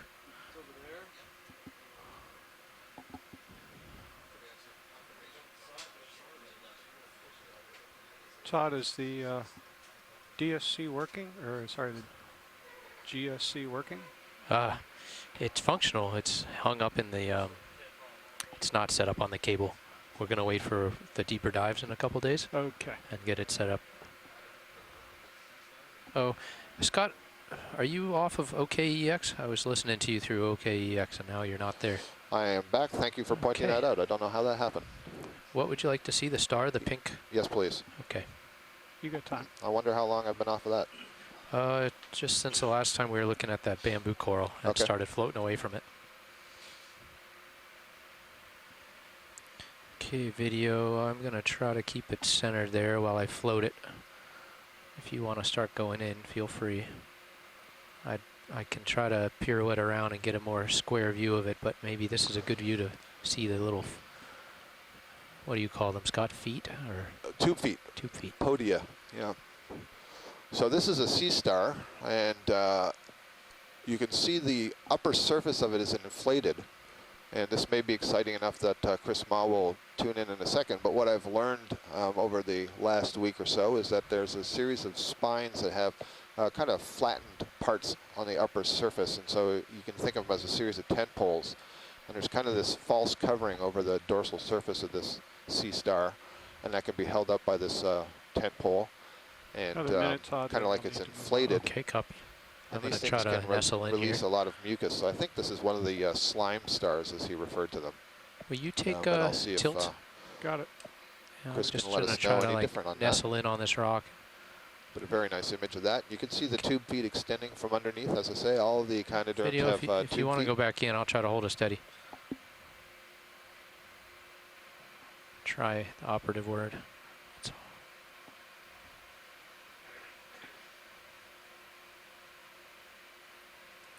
You can see the tube feet have little swellings on the end. Is that Chris? Yeah, you got the Excellent. name right on. I mean, the great. kind of star right on. Okay. This is Hymenaster. This is more typical of really deep sea areas. These differ somewhat from Pteraster, from the sea star we saw yesterday or the other day, in that even though there's that tent, the body is much more reduced. It's It's practically a living pillow of just gelatin.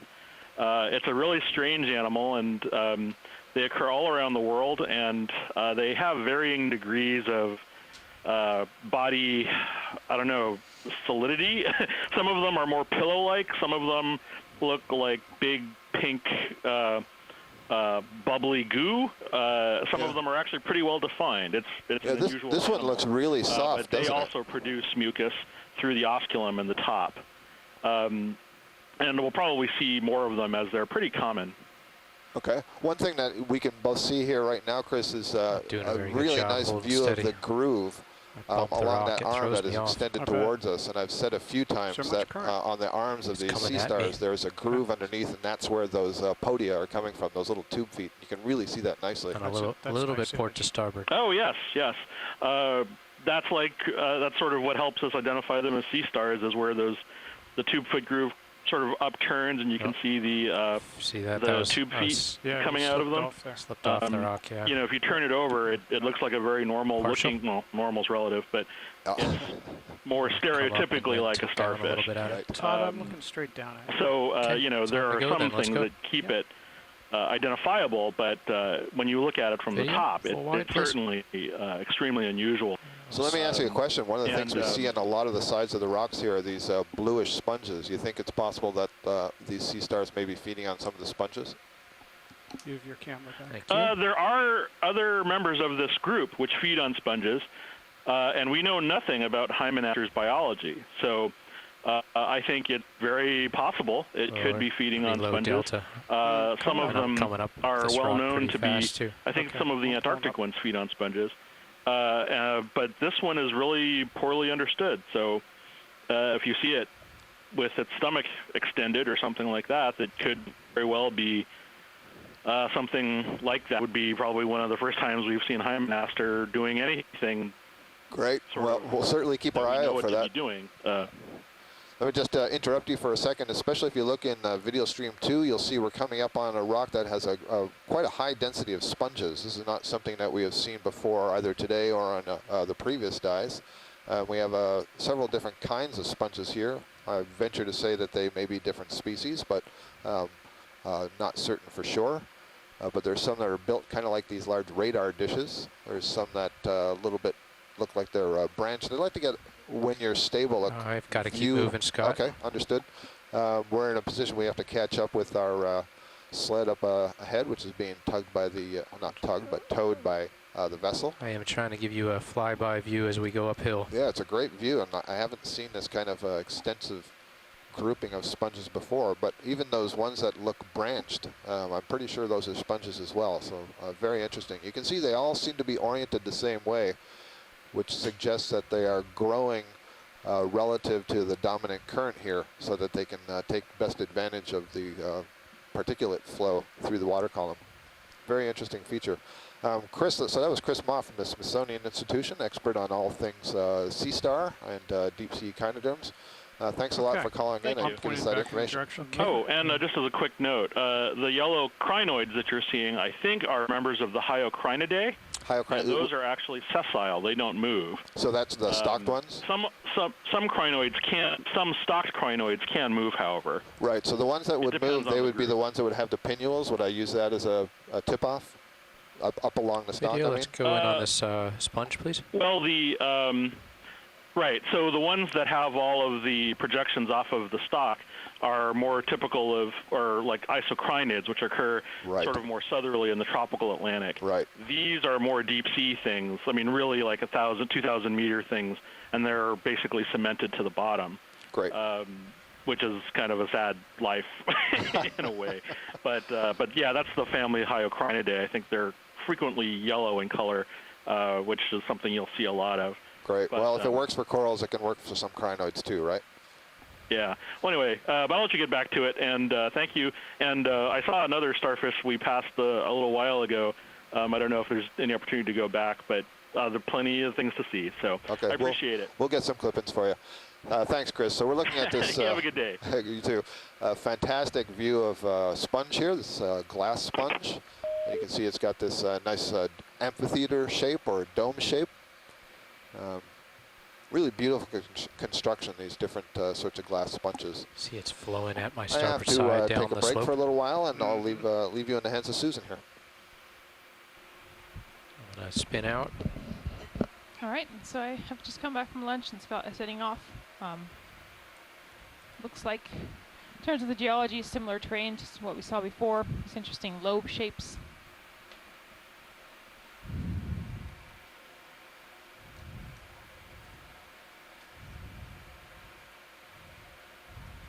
Okay, you're comfortably out in front again. Thank you, Jeff.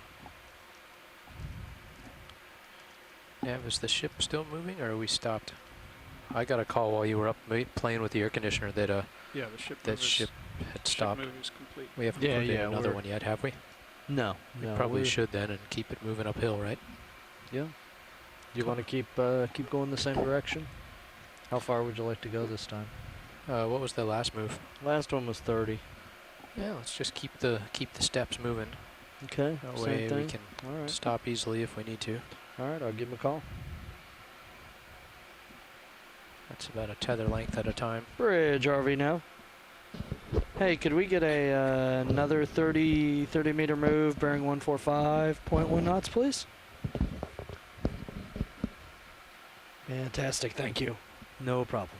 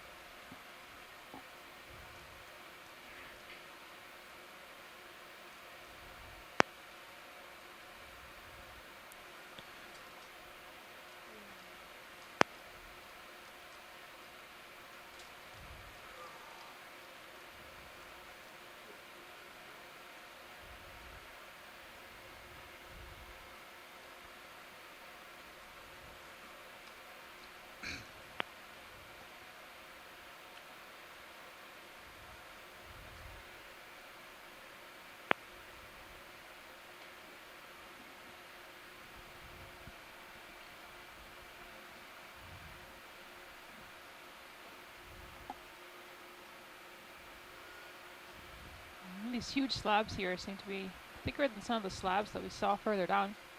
It's interesting. This really is a sheet flow that sort of flowed over this area. I wonder if we could be getting closer to its source. Slab looks like a great place to sort of sit down and do a zoom in on some stuff. Yeah, let's take some zooms at organisms growing on this rock.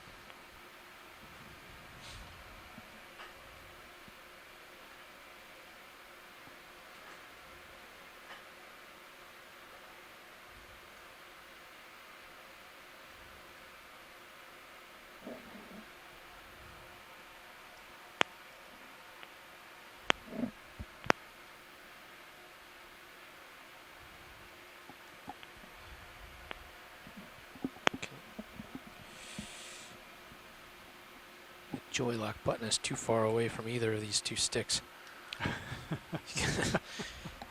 Go stretch your thumb way out there. Yeah. Video, shall we zoom in and I'll kind of ooch it around and...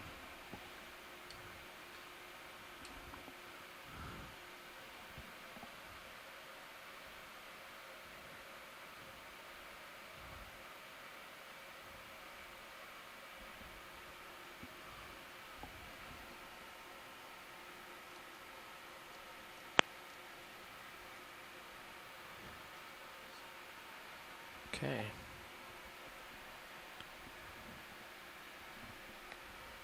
What is that? A type of sponge? This is a type of sponge.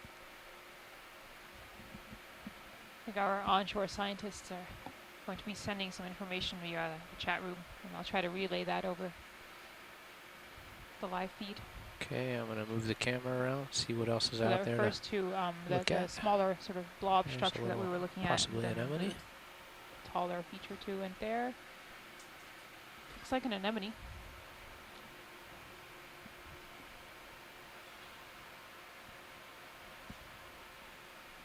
Yes, that is an anemone. Is that full zoom? That was full zoom, right? Anything else to see? This just looked like a really nice perch to put my toes on. get a stable shot. Let's see if there's a, wow, what's that up there? Near the head of us, that looks like another Holothurian, doesn't it? One of these, or sea cucumbers.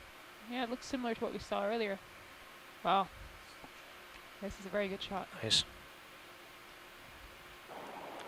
That's full zoom, right, video? Mouth arc really clearly under there. See the purple right under the head? Very stable. Okay.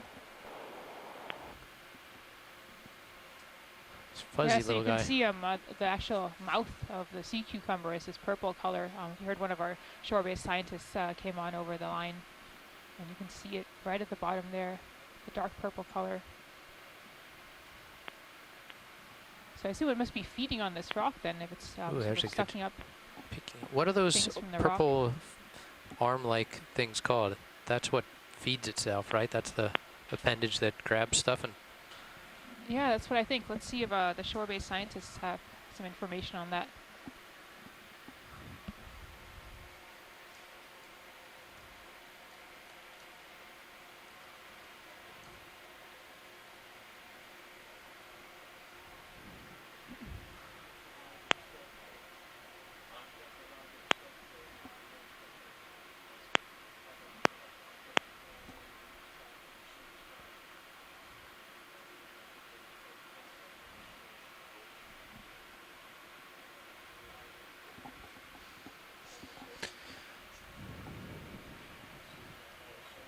This is really an excellent shot. I mean, it looks like its head is moving slightly. Can't tell if there's some current. There's definitely some current moving over the top, but it looks like it's definitely feeding.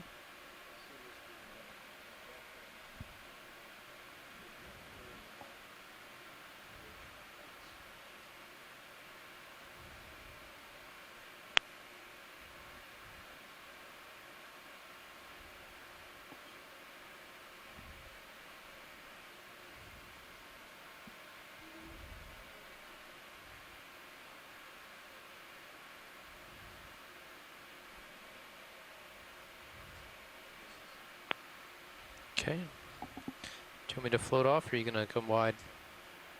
Well, I can tell you that's not something I would want to find crawling around my bathroom.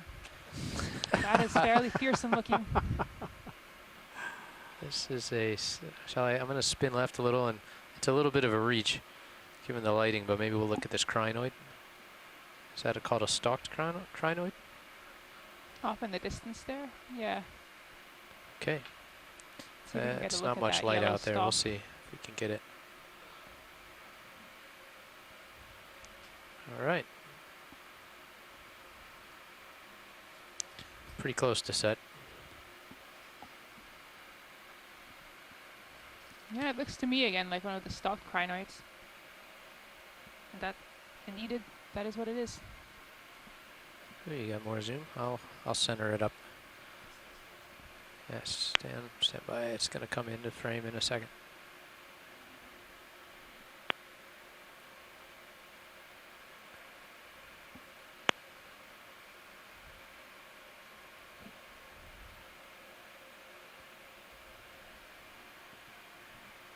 So a question earlier was if there was sort of a scientific name for those feeding tentacles that the sea cucumber was using to feed off that rock earlier, and it doesn't seem like there's really a set term.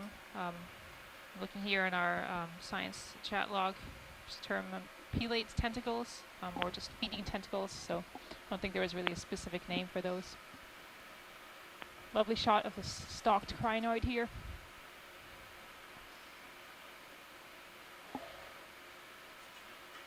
Thanks, Jared.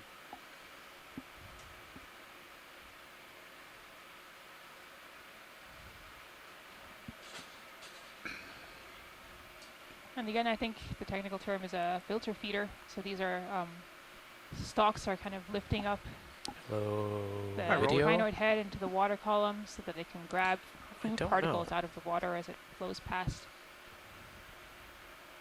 Okay, I'm turning left to look at you again. Okay, I'll be moving along when you're zoomed full in, I think. Looks like there might be something on the back of that crinoid.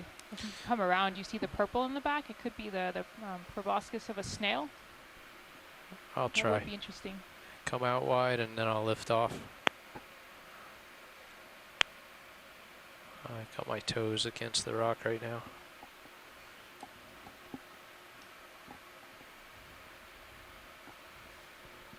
Thank you. I'm gonna shuffle around on the left side of this, and then I'll come up and catch up with you. Roger that. Coming in, coming around. So we're going to come around and try to see if there's a snail hanging on to the back of that crinoid we were zoomed in on before.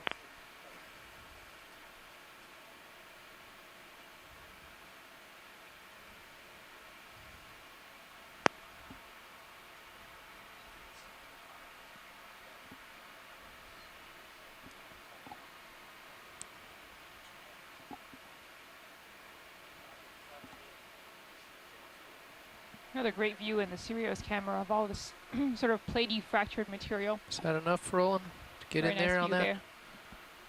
there. I think so. Go ahead and see if I can hold it. Looks like he's hiding behind the arm, though. Yeah, it might be tough to see. See what you can do. Nope. Yeah, it's hard to see, isn't it? No good. Could be a little gastropod on the other side there. It's so hard Pulling to out. see. Okay, I'm gonna go catch up with my buddy Jeff Okay. here. You just need to move to your right a bit.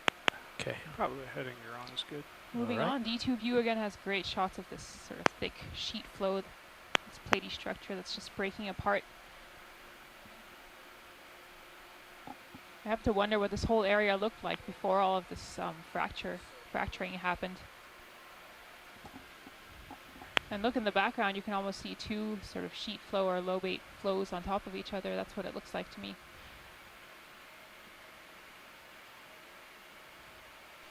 Jeff, since you guys are so close together, can I get a momentary super tight on the vehicle centered? Yeah, stand by. I'll get them centered for you.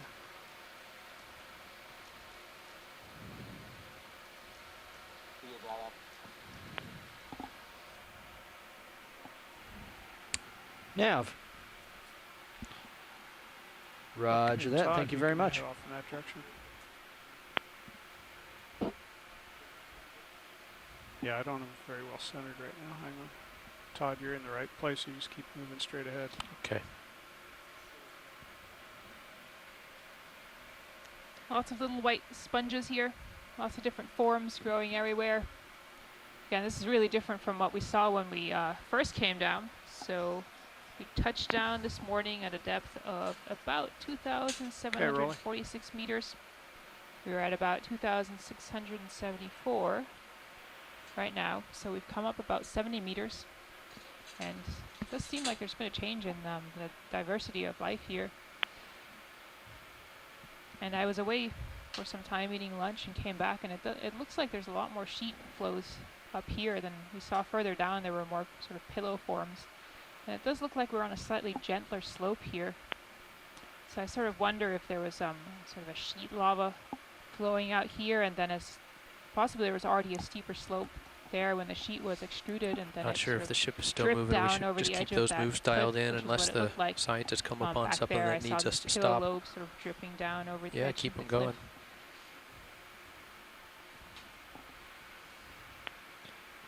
Bridge, RV nav.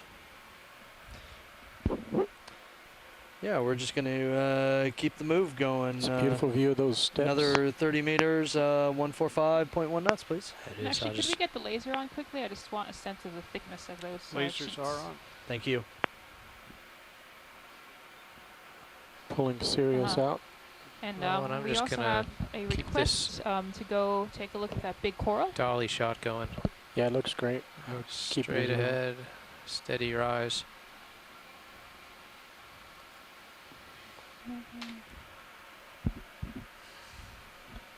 Science is a video. Todd, did you copy that request to look at the coral? No, I did not. Who's calling? It's science. Susan, can you copy Jeff?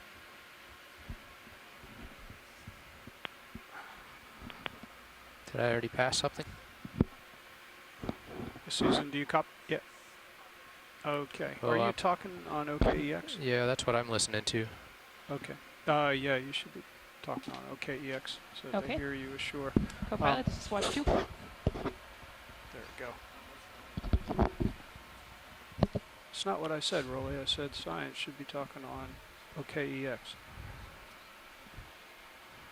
Well, actually, quickly in the chat log, I saw a report of another holothurian.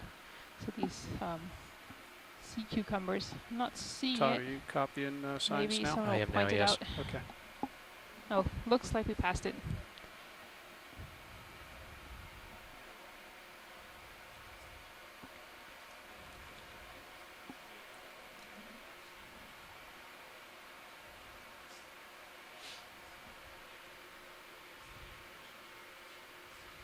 Okay. Okay. This is Okeanos video. We're still continuing to get some clicking sounds from the conference call. So we're going to drop the phone line. We're going to switch to a different satellite phone to see if we can clear that up. The conference call will return momentarily.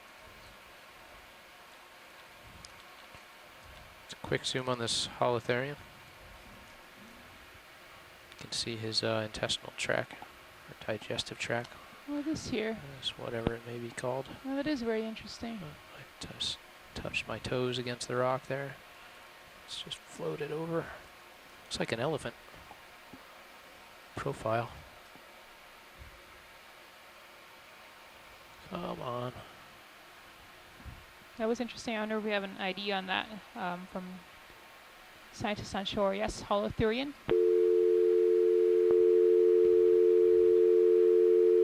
Again, very different from the larger one that we saw earlier that was feeding on the rocks. And that is pretty interesting that you see that almost, I assume the intestine in there, or the digestive tract, it probably would be called. It looks like it's feeding too.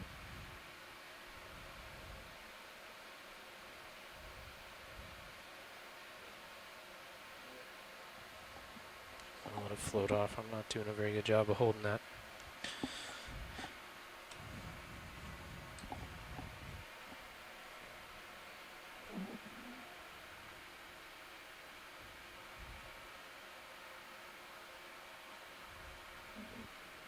Interesting looking little chute of gravel coming down there on the right. Yeah, it is, isn't it? Yeah. Yeah, actually, that's a good point. Someone I hadn't noticed this. The sediment off to the right here looks a lot coarser. We could get a quick zoom in on that before returning to some biology. Okay, Rolly, I'm going to let it missed float. A couple of targets that the onshore scientists were hoping to look at, so we'll try to get back to that.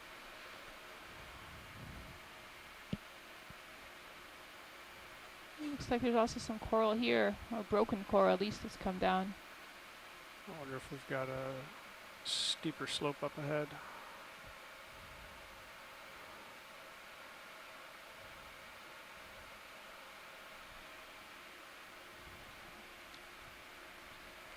This is interesting.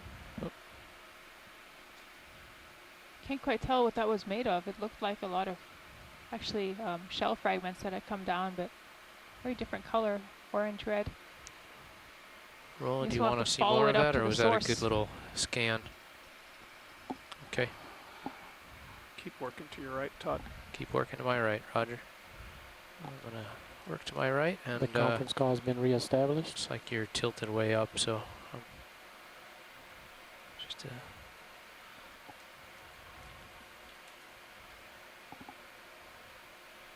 gonna keep working it over there. Looks like some more sponges off there in the distance. Oh. Right on the edge of that rock. Oh yeah, they're forming a line almost right atop, along the edge of that rock where the fracture is. I wonder if there's some advantage there to having current come through. If you want to look at those sponges, also right to the right of the laser is a stick. Maybe a dead coral stalk or something.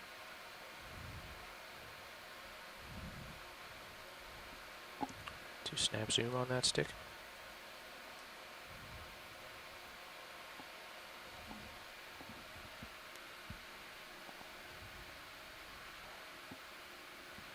So those again must be little sponges that are growing on top of the sedimented surface, and that's why they stick out so much.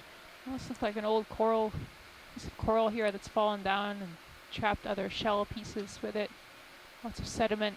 Looks like there's lots of manganese crust on it. This must have been here for some time.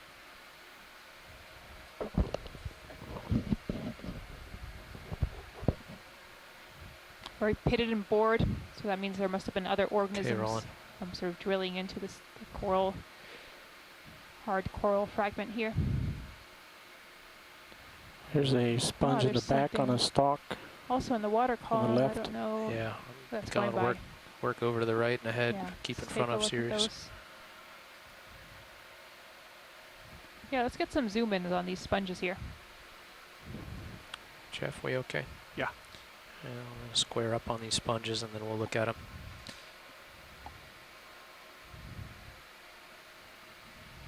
Okay, Rolly, start to go in, I'll float it up.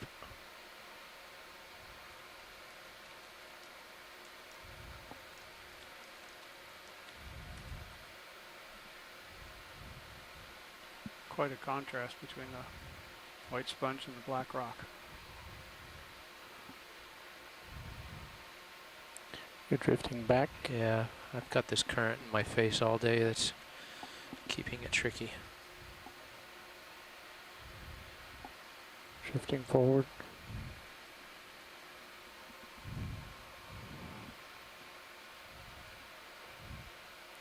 Just go ahead and drift up higher and show the rest. As you get to the top, we'll pull out.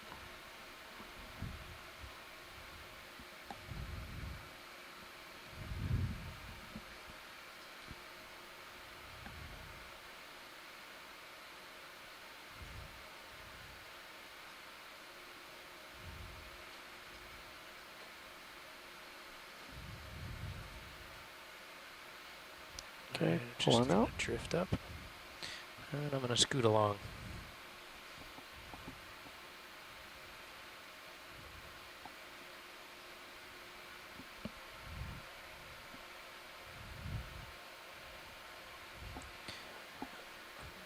Roland is sure not hooked up to OKEX. Usually I'm hearing the scientist all day long at OKEX and I can already anticipate what they want. I don't hear anyone. I think Shoreside's not talking a lot. Okay. Yeah, I think. All right. Well, we had a report earlier today that it was a very fine, brisk New England fall day, that many of the scientists will probably be stepping out at some point to enjoy that. Can we look at the pink on the left? Yes, let's take a zoom in on that pink coral there on the left side. Thank you. Try to catch me before it's already moving off screen, Roland. Okay. It's like reining in an elephant. Okay, copy. I'll do that.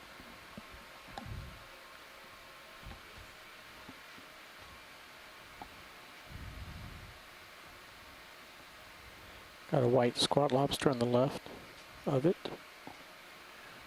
Let me try to stabilize.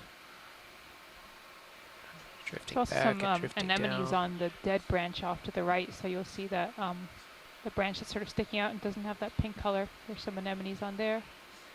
And there, I think I do see some of the antenna of that squat lobster that Roland had pointed out.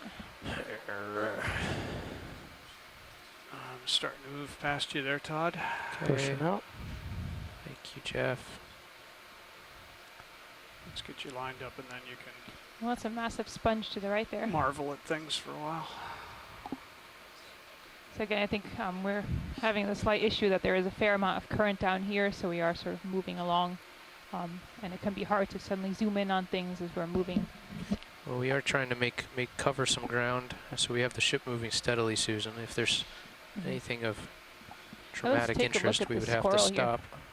This would be good for a zoom in, if possible. Do I have time, Jeff, to stop and look here, or do you need me to get out in front of you? You have time. Okay. but I need you to move to the right when you're done with this. Roger. What, ship tracks what, 1-4 something, and you're 145. pointed 150, 145? 145-ish. Okay. Control Got some system time. wanders. Let me try to stabilize Rolly before you go in on this black coral. Kind of looking at it from the side. I guess we can start at the base because it's centered on your camera. Go ahead in.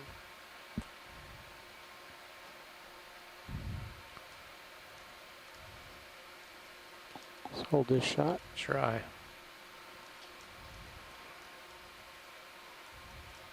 And zooming into the base. Take camera, Jeff. Well, Scott has just returned at the right moment Nav, for him to take a look at Bridge this is calling black you. coral that we've zoomed in on here. Gorgeous. This is a Stoloniferous black coral. ROV nav. Pulling out. It's too rough. Ship moves complete. I thank you. See some other interesting I bumped single the rock and large set pink me polyps moving. down there.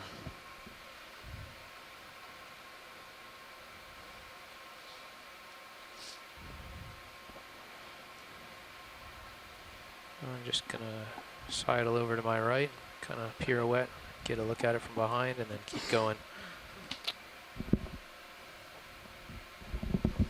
Still a lot of these sponges I see. Yet another one, pilot? And get another move? Yeah. Okay. If we don't keep it moving, then That's a beautiful view. go ahead in, Rolly. Okay. Is 30 Whoa, is 30 a good number? You 30 want is to a do good more? number, because if we have to stop, the ship will only drift 1 tether length, which will be easy to get back to. That's Sounds gorgeous. good. Bridge, ROV nav. Man, Yeah, there's a fair amount of let's do current. another move. 30 meters, Not easy to hold 145.1. steady. Thanks.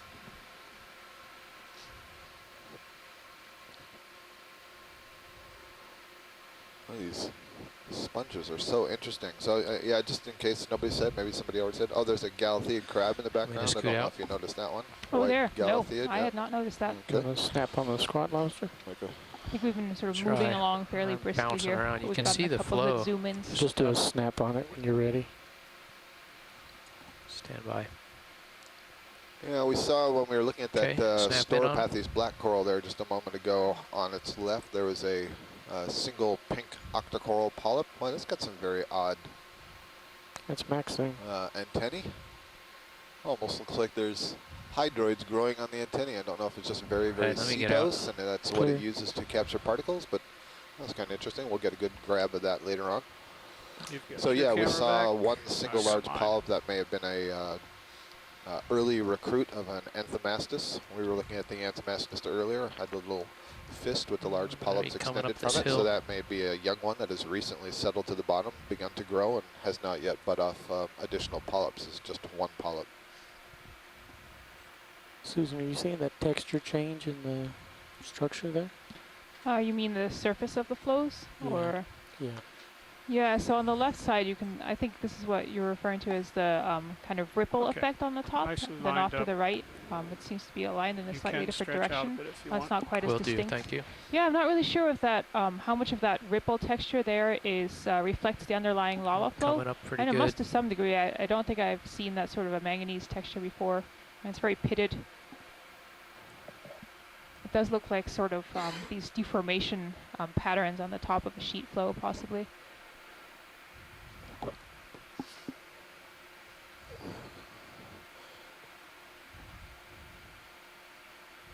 But it is really striking how much more dominant the sheet morphology has come up here compared to what we saw further down.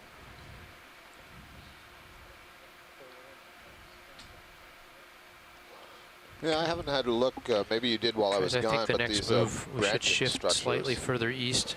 I think those are The local slope sponges. is a lot really more good to get a close east-west look at right that. here than Yeah, we looked at the some of the next move scoop we dial in structures, on and the those ship were should ideas adjust a little sponges, bit. and I believe Absolutely. You're just the going branches we kind did of at not an get angle up a there. close zoom You in, keep at having to least when work I was over here. to Yeah, from this I'd rather distance, they face just up have the that hill. feel I'm with you. of It's gonna sponge get steeper and here not a for a little coral, while but it'd too. be, As What are really you torque a thinking? little Like bit. a 170, Maybe a 18, large, or excuse No, me, like a bamboo 100 coral in the background. yeah, like a 100 or 090 Oh, there in the back type thing. left. Yeah. Yeah. Mhm. Okay. Let me line up on the slope and I'll let you know. Todd, let me know when I can speak to you. Go ahead. There's a couple of finger-like branching white objects just in the center of the top of the screen between the two scoop sponges. I'd like Okay. to get a look at those, please. Okay. Thank you.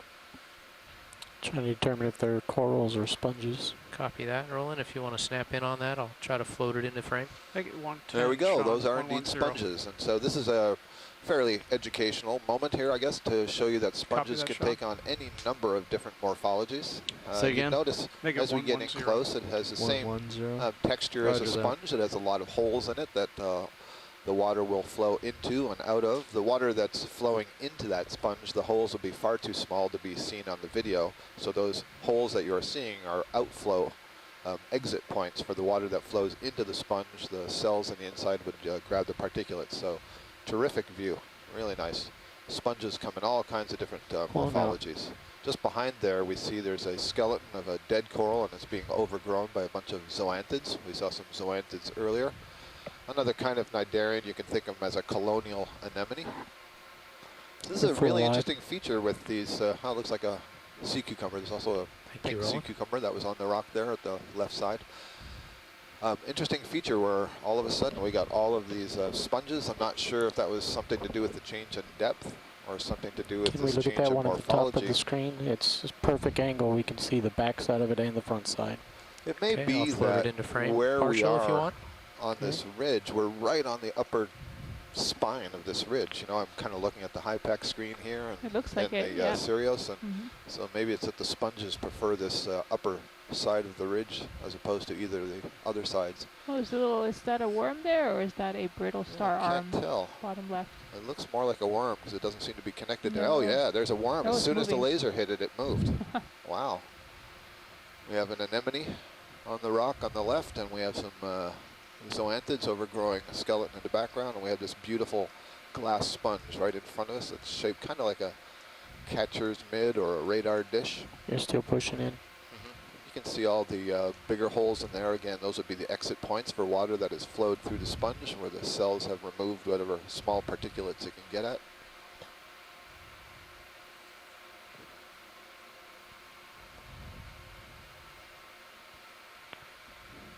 A little worm, almost looked like a little earthworm. It must be a polychaete worm.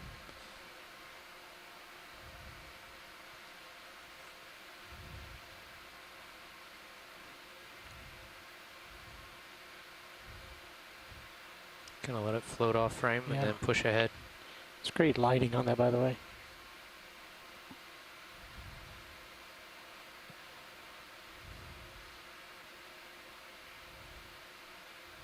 Pulling out. Thank you.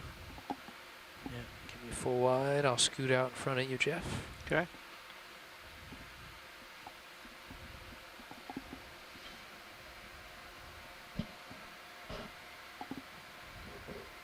If anyone shoreside is listening to the OKX, we can just have someone chime in at least momentarily just so we can confirm we have good connection.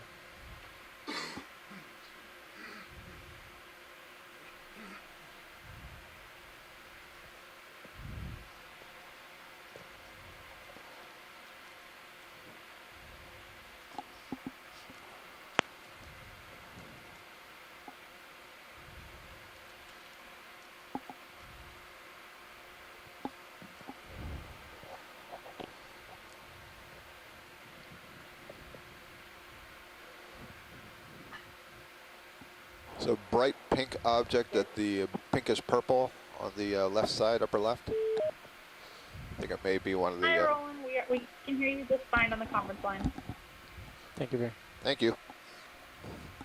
Yeah, it looks like to be another one of the sea cucumbers that we saw earlier, the holothurians. Zoom or no zoom? Get a quick zoom, please. There we go, beautiful pink-purple color. You can see it's fairly transparent. You can see through the walls that it has a long intestine in there that's quite filled with sediments. In fact, one thing you can see kind of nicely there is right towards the posterior end. It just went off screen. It starts to take on this corkscrew shaped appearance, and that's the intestine is tightly coiled there. You can actually see the sediment inside, and very often when it releases that sediment, you see that the basically the poop is kind of corkscrew shaped. Very biological terminology.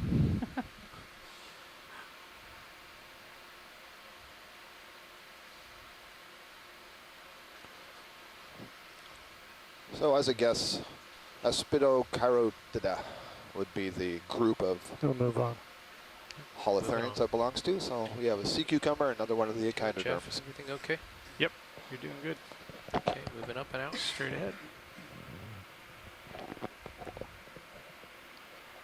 As we continue on our way here, certainly in this part of our dive, the sponges are the dominant fauna.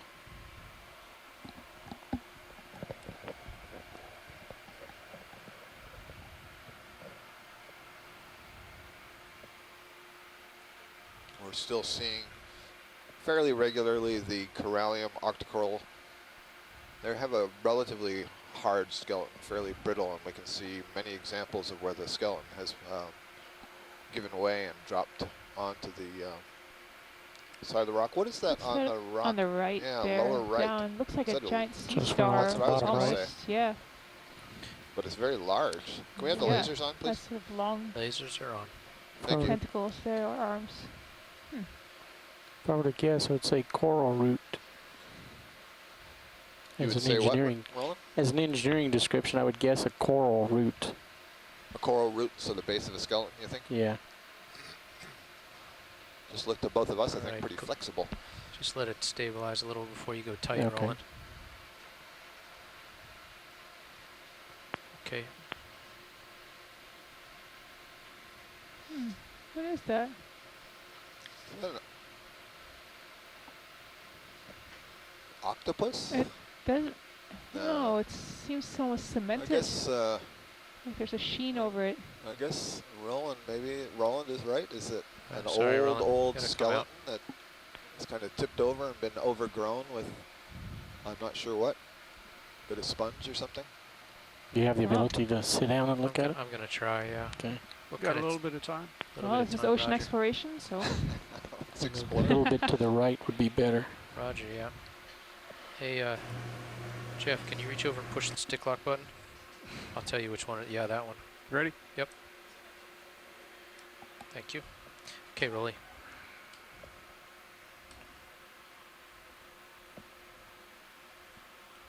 Go for it.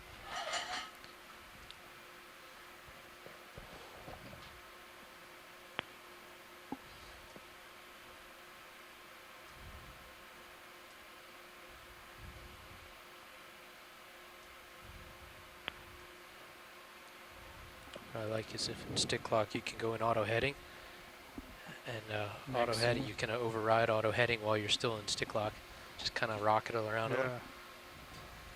Max zoom, if you sort of want to rock it a little bit left and up, there's some snails or other shells on its side. Yeah, I don't see anything from this particular angle that, oh, that's a really interesting gastropod.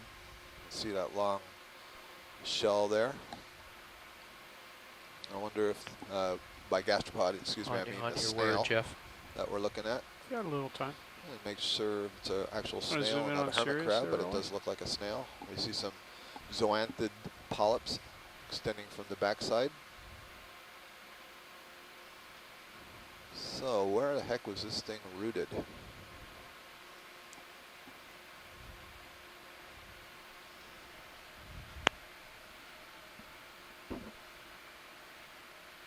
What I can do is I come up, is pirouette left around and face it at a 90 or at least 45 from where I am now. It's whatever it is, it's hard because you Okay, can now see I'm that there are looking some other straight like down, yeah. hydroids growing off of the Okay, side of it. Roland, we need to float out and I need to move on. But that'll remain a I like mystery the for a pirouette little idea while. if you can, We could pull try that to off. poke it with the sea poke. Yeah, We wanted to get a that- sense of the that suggestion, hardness of that surface. that suggestion has been offered. Excuse me. Use your left toe to poke it. Yeah, all 9,200 pounds of inertia. Yeah. Directly above you. So we are at a depth Directly of above me. I'll just get a scan of this and move 2,653 meters. Diving on the Atlantis 2 Seamount group. There are Starboard, lower essentially swing arm, three Yes, sir. peaks down here in this group, and we are on the largest of those, which is the westernmost. Okay, Roland. And we are on the northwest I'll slope rock it right, and then I gotta of move. that feature. I'm gonna have one more look at this structure here. It looks spongy in parts there. It does look spongy in parts from this angle. Where, right there, the upper right. Or that or something else is bored into it. Yeah, I'm planted into the bottom here. I gotta get up and move. Well, I can tell you we've covered Full right. most of the phyla of invertebrates as guesses in the event log. So maybe it's a colonial tunicate or a sponge or the base of a skeleton. We've had egg case, although that Straight may have ahead, just been a copy. joke. Well, straight ahead but in kind my of view, interesting. slightly to your left.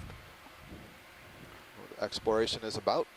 We don't know everything that we're seeing, and a lot of the times we're giving you the names of various things. This is based on their familiarity to organisms that we've collected on other Coming up pretty seamounts good, or Jeff. analogous environments, but we don't know for certain exactly the identity of much of this material. Boy, look at all the collection of debris, which I interpret to be skeletal debris. Well, if we could zoom in on that cracks. again. We did take a look at that. I looked at it and I wasn't able to identify everything that was in it. Is that right? So maybe further along we'll be able to zoom in again and you can take a look.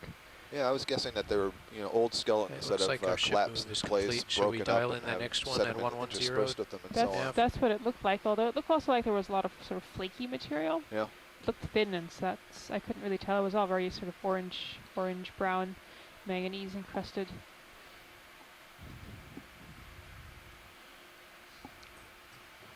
We are at the point where I have a little tether to work with. So if you see something. Or a yellow sponge. They want to look at some of the debris. I copied that, yeah. Let's try to do that. Drifting a little too quick to get that last little pocket, but if we see a good pocket of debris, we'll look at it, okay? Okay.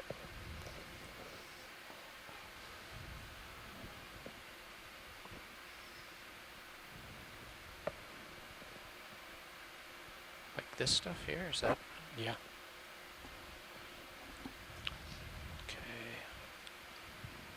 Only if you want to snap in on that. And I'll rock it right as you trap focus. Yeah, certainly to me, I'm seeing lots of skeletal debris down in there. Probably a lot of corallium. That's the pink one you see things growing from. Much of that other skeleton is stripped, but yeah, there's definitely maybe lots of pteropod shells as well mixed in there. Interesting that we didn't see any of this further down, but it's showing up here. Yep. I guess that's a factor of the there being more life up here too. Definitely pteropod shells in there, no question. That's what some of that bright white stuff is. There's a glass sponge, and there's some zoanthid polyps growing in there.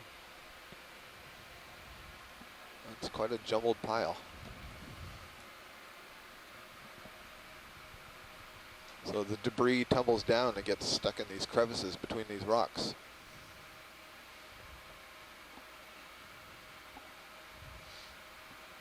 We got that next move going in, Nav? Yeah, let me get that going. Pulling out. Bridge, RV Nev.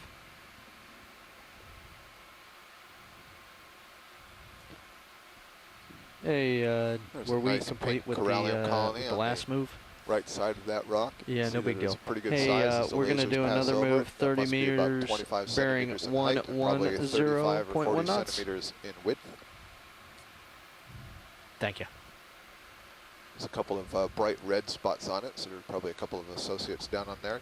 Todd, if we're stable, if we can get a zoom in on that pink fan, I see there's two bright red spots on the upper side of it. Okay. Thank you. Stand by, Rolly. Standing by.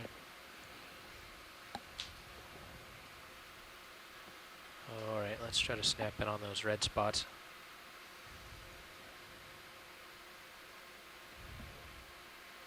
Oh, great. So those are anemones, actually.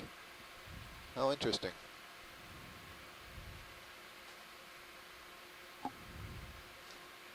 Looks like 3 anemones, a larger one in the distance and 2 smaller ones in the foreground. Thank you. That's not what I would have expected to see in this. There's either the polyps are open or there's some additional white ones. Yeah, so that's where the polyps are extended. So most of the polyps on this colony have been retracted, but you can see some of them are extended. So where it's really warty and bright pink, those polyps have retracted, pulled their tentacles down, and then retracted the whole polyp body into the main skeleton. And then you can see some of them hanging out. If you can just touch over a little to the right, yeah, the upper part there, make sure. That's a little much. Sorry. Touchy. And just above where we're looking now. Yeah. Yep, so that's just more of the polyps extended. So for most of this colony, the polyps are retracted. So the ones that are extended actually look a little bit odd. But there are, in addition, 3 anemones that are growing on top of this colony. Thank you, Todd. Sure thing. Okay. Pulling out. Jeff, how are we doing? Sirius is starting to move, but you've still got time here, or you can push ahead. Okay. When Roland's all the way out, I'll start scooting along a little bit. You are full wide. Thank you, Roland.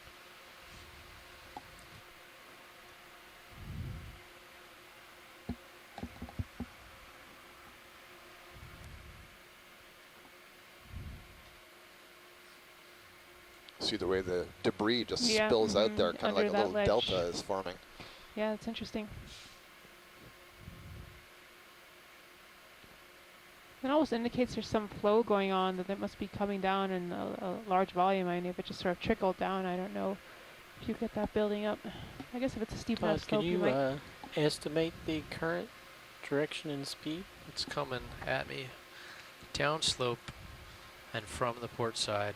I'm still puzzling over these sort of ripple marks I'd that you have see to on do the a top drift of the test surface. Yeah. Get a better Those idea. are unusual. Yeah, And I'm over just this having a hard rough time terrain, seeing we might that as not being get a real part of the accurate underlying reading lava off flow, the because there Doppler. should be enough manganese crust on try top that. that would mask any sort of flow structure underneath it, but it's really distinct.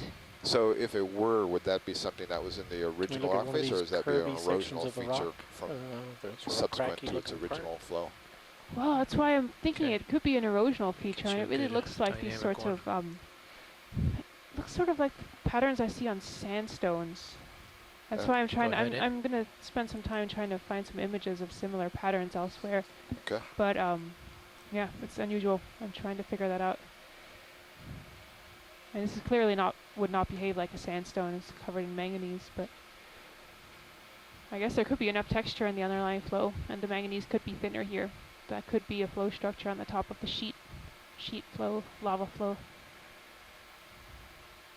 Okay, we're good. Great job. Todd, in the background, if you have the time, there's a white fan. It's going to be coming up on the left side. Yep. I think it's just another corallium, just a very quick look. Okay, really drifting into center.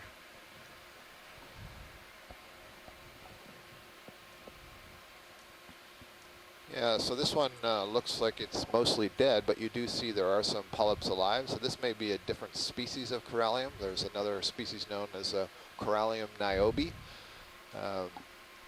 So in the same genus as the pink one that we've been seeing, but a different species. And this one is in pretty bad shape. Much of the skeleton is dead, much of the colony is dead, but it's still got a little bit of growth in the ends, and there are at least 2 anemones overgrowing it here. Thank you. Okay. Todd, if you take a brief look at the top of D2 in the Sirius field. Yes. You can see a shadow from each of the HMIs across the tether.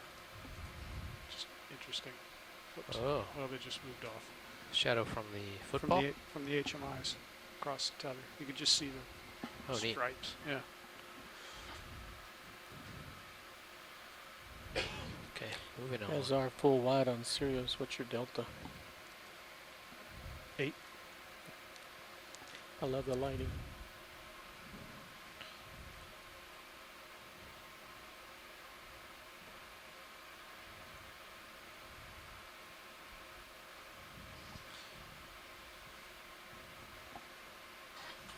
And you're comfortably in front of me, so if you see things you like.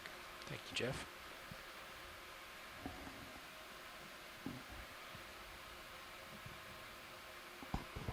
Let's look at that cup sponge top left. It's on a stalk.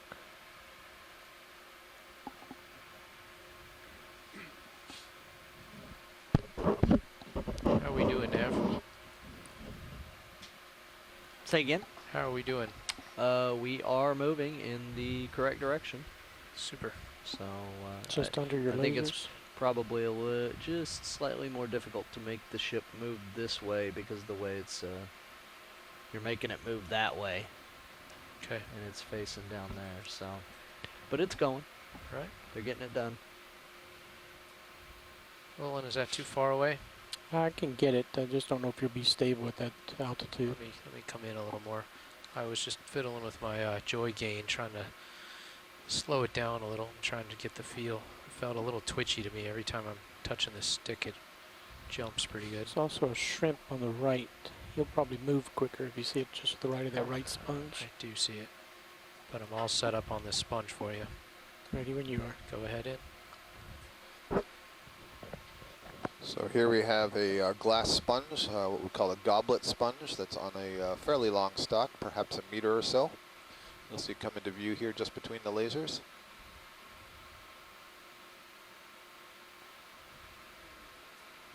Just continue to drift There's a couple down. of yellow ball-like sponges on the rock face below it. There's a little squat lobster.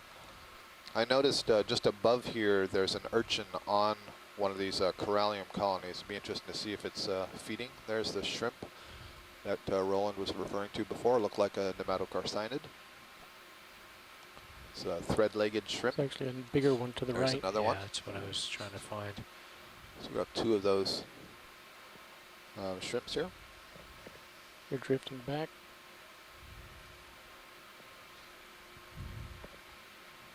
Yeah, really, you're gonna have to come out. Sorry. I'm off.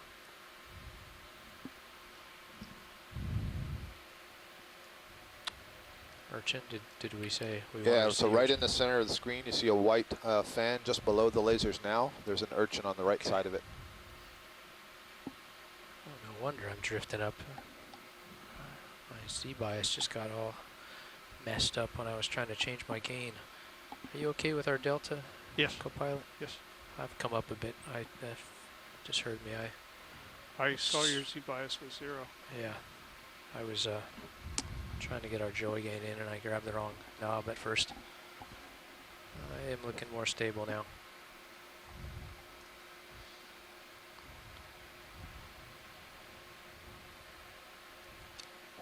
As we move in towards this urchin on the coral, it looks like there's also another sea cucumber, purple sea cucumber up above it in the crevice there.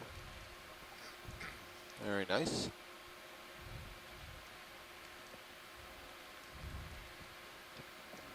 And as always seems to be the case when we see these things, the mouth is oriented away from us. But this is another corallium colony, much like the last one, not doing too well. There's only a little bit of tissue left alive on it, but you see that the dead part of the colony is providing a habitat for a variety of other organisms. There are small hydrozoans that are overgrowing this. The sea urchin seems to be making its way, presumably feeding on other material that is overgrowing the skeleton. Should we look at that pink coral while I'm sitting right here? Sure. This is the other species of corallium. Corallium bathyrubrum. Looks like it has a squat lobster in its branches. I can just see the antenna waving there in the distance. It also has an anemone, 2 anemones growing in its branches. These are the sort of ring-like anemones, as we refer to them, because the pedal disc, which is the side of the anemone that's normally attached to the bottom, to the rock, instead in this case wraps around a branch and fuses on itself to get a good hold. In fact, just to the left of this squat lobster, you can see its white legs and its antenna. Just to its left, you see another anemone. The tentacles are facing away from you, and the base that's wrapped around the branch like a ring is facing you. Okay, I copy that. There's another one down below in the lower right. This, and then we'll come laterally and I'll push out. You can see most of the polyps on this corallium are extended. Fast. Colony looks like it's doing pretty well. Okay, I'm turning to look at you. Okay, I'm gonna... And on this side of the colony, you see the tissue has been lost and it's been overgrown with a lot of other fouling organisms. In fact, I think I see a snail traveling up the branch of that corallium. Ready for wide? Ready for wide.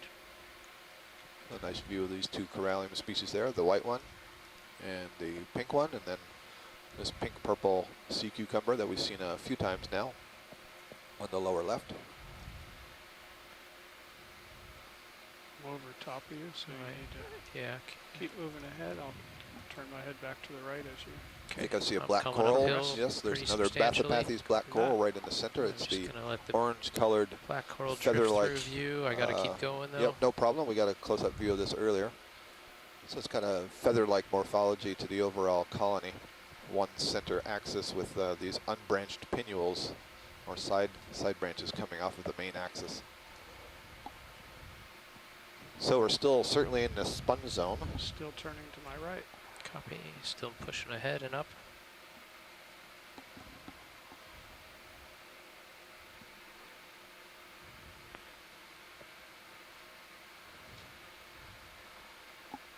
I'm lined up again with our direction of advance. Roger, I'll square up on that. Still coming uphill. Right. And you should probably push out for a little bit. Okay.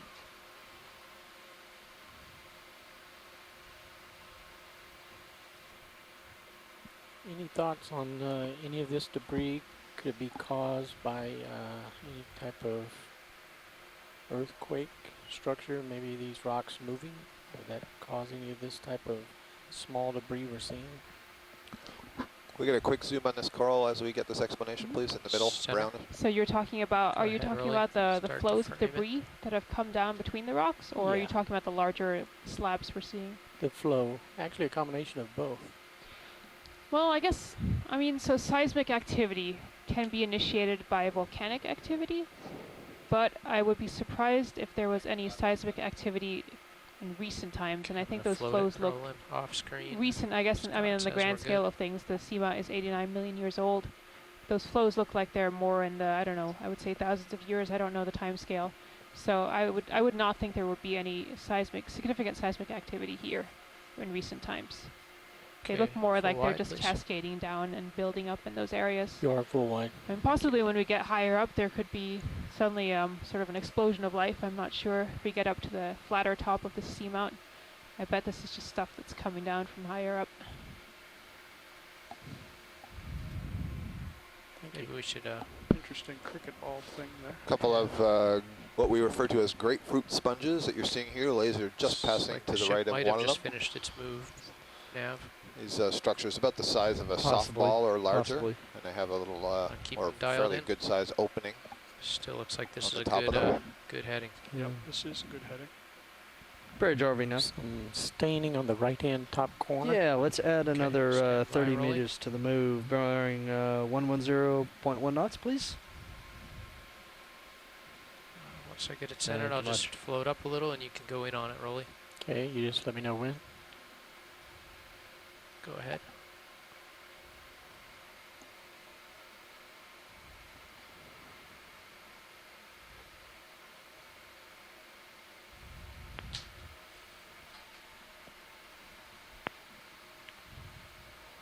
It looks a little bit more like biology than rock staining. They're right here. Yeah. Let's see. Yeah, that looks again more like sort of the hold-fast pattern that we saw, where it had broken off. Several sponges here. Okay, I'm going to keep scooting. You can also see there are a lot of other little tube-like structures here and there, and there's certainly all kinds of worms and small crustaceans that build this microstructure that you're seeing that is just a little bit too small for us to be able to image and identify. But there's certainly lots of organisms down there that are making a living. Another one of these large globose on the left, top center. Grapefruit sponges. Okay, we can take that in a second.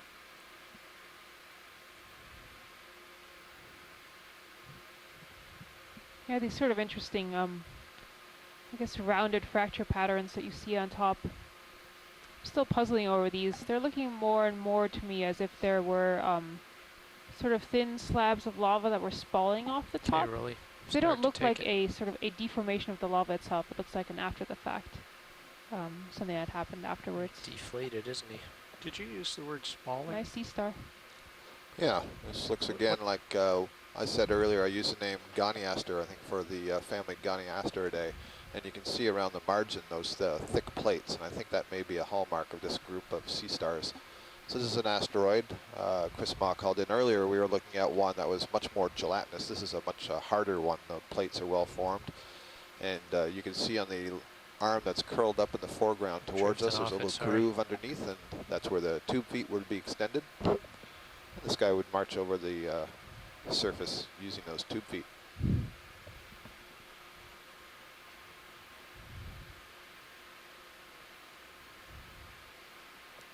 Susan, could you explain the word spalling?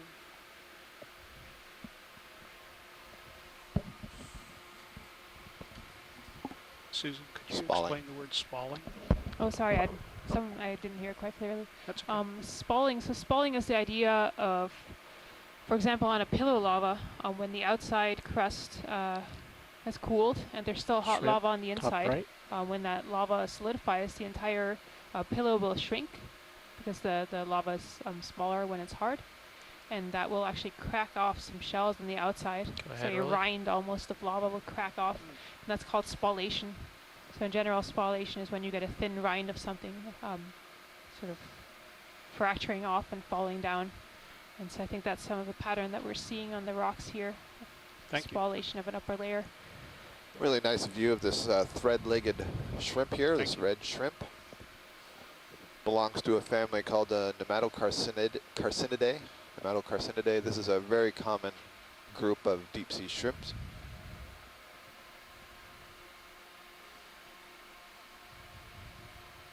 You can see it's got extremely thin, long legs and very, very long antennae that are wafting up there in the water column.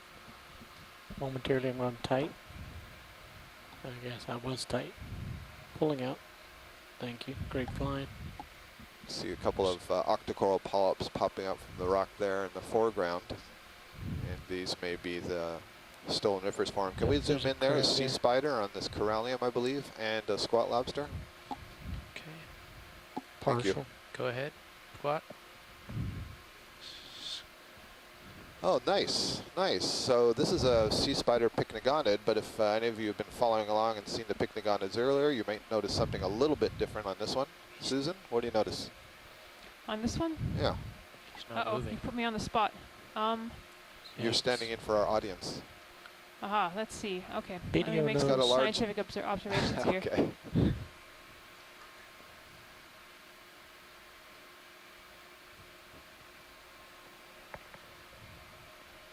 Is it holding something? It is holding something. Aha. Is that what massive the white mass you there? see, yes. Ah, are those eggs? Those are eggs, oh, indeed. Interesting. Fire alarm. This is a drill, this is a drill, this is a drill. Smoke and fire have been reported in the ROV workshop. All hands report to your primary fire and emergency stations. This is a drill. Smoke and fire have been reported in the ROV workshop. All hands report to your primary fire and emergency stations. This is a drill. Get the squat lobster. Sorry about that, guys. We are having a fire drill on the vessel. So back to that pycnogonid sea spider. So what you're seeing there are a mass of eggs, but what's kind of interesting is that it's the male that carries the eggs. So that is actually a male sea spider. He has two specialized arms called ovigerous arms that he carries the eggs around once the female has released them. So there's some degree of parental care there. And otherwise, what we're looking at here is a squat lobster. Oh, we're going to go back down and check out that male pycnogonid. So I believe this is the first time I've seen a pycnogonid sea spider carrying eggs in the deep sea here. So that's kind of nice. Pycnogonids are predators of cnidarian polyps, so they may feed on some of these corals that we see. They may feed on anemones, zoanthids, and so on. So that's great to see the egg mass. Stand clear of fire screen doors at this time. Stand clear of fire screen doors at this time. All right, rolling. And everything's fine here on the vessel. We're just undergoing a drill. There are frequent drills to make sure that everybody is prepared in the event that there is a real emergency. Scoot along. Tilt your So that camera was up a little some higher. terrific work there on the video. Look Thank out you. ahead. Real nice lighting in that shot.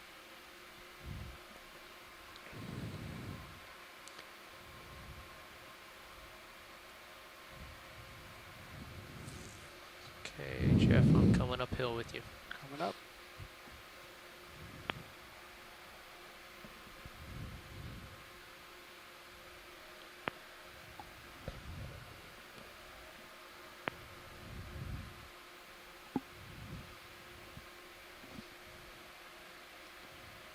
Lots more debris in these crevices. With all that white color, I guess that means there's a lot of the pteropod shells piled in there.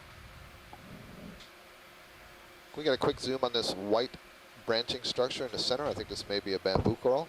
Go for it, Roland.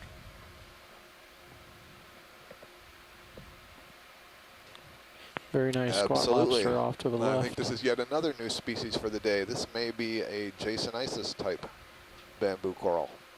You can see that the branches are thicker than what we've seen before. The tissue is a little bit thicker, thick enough that it's very hard to actually see the internal skeleton. I can just faintly see a node through there, and I would predict that if we were able to see through the tissue at a point where the branch arose, that this would be a nodal brancher. But this is indeed a bamboo coral.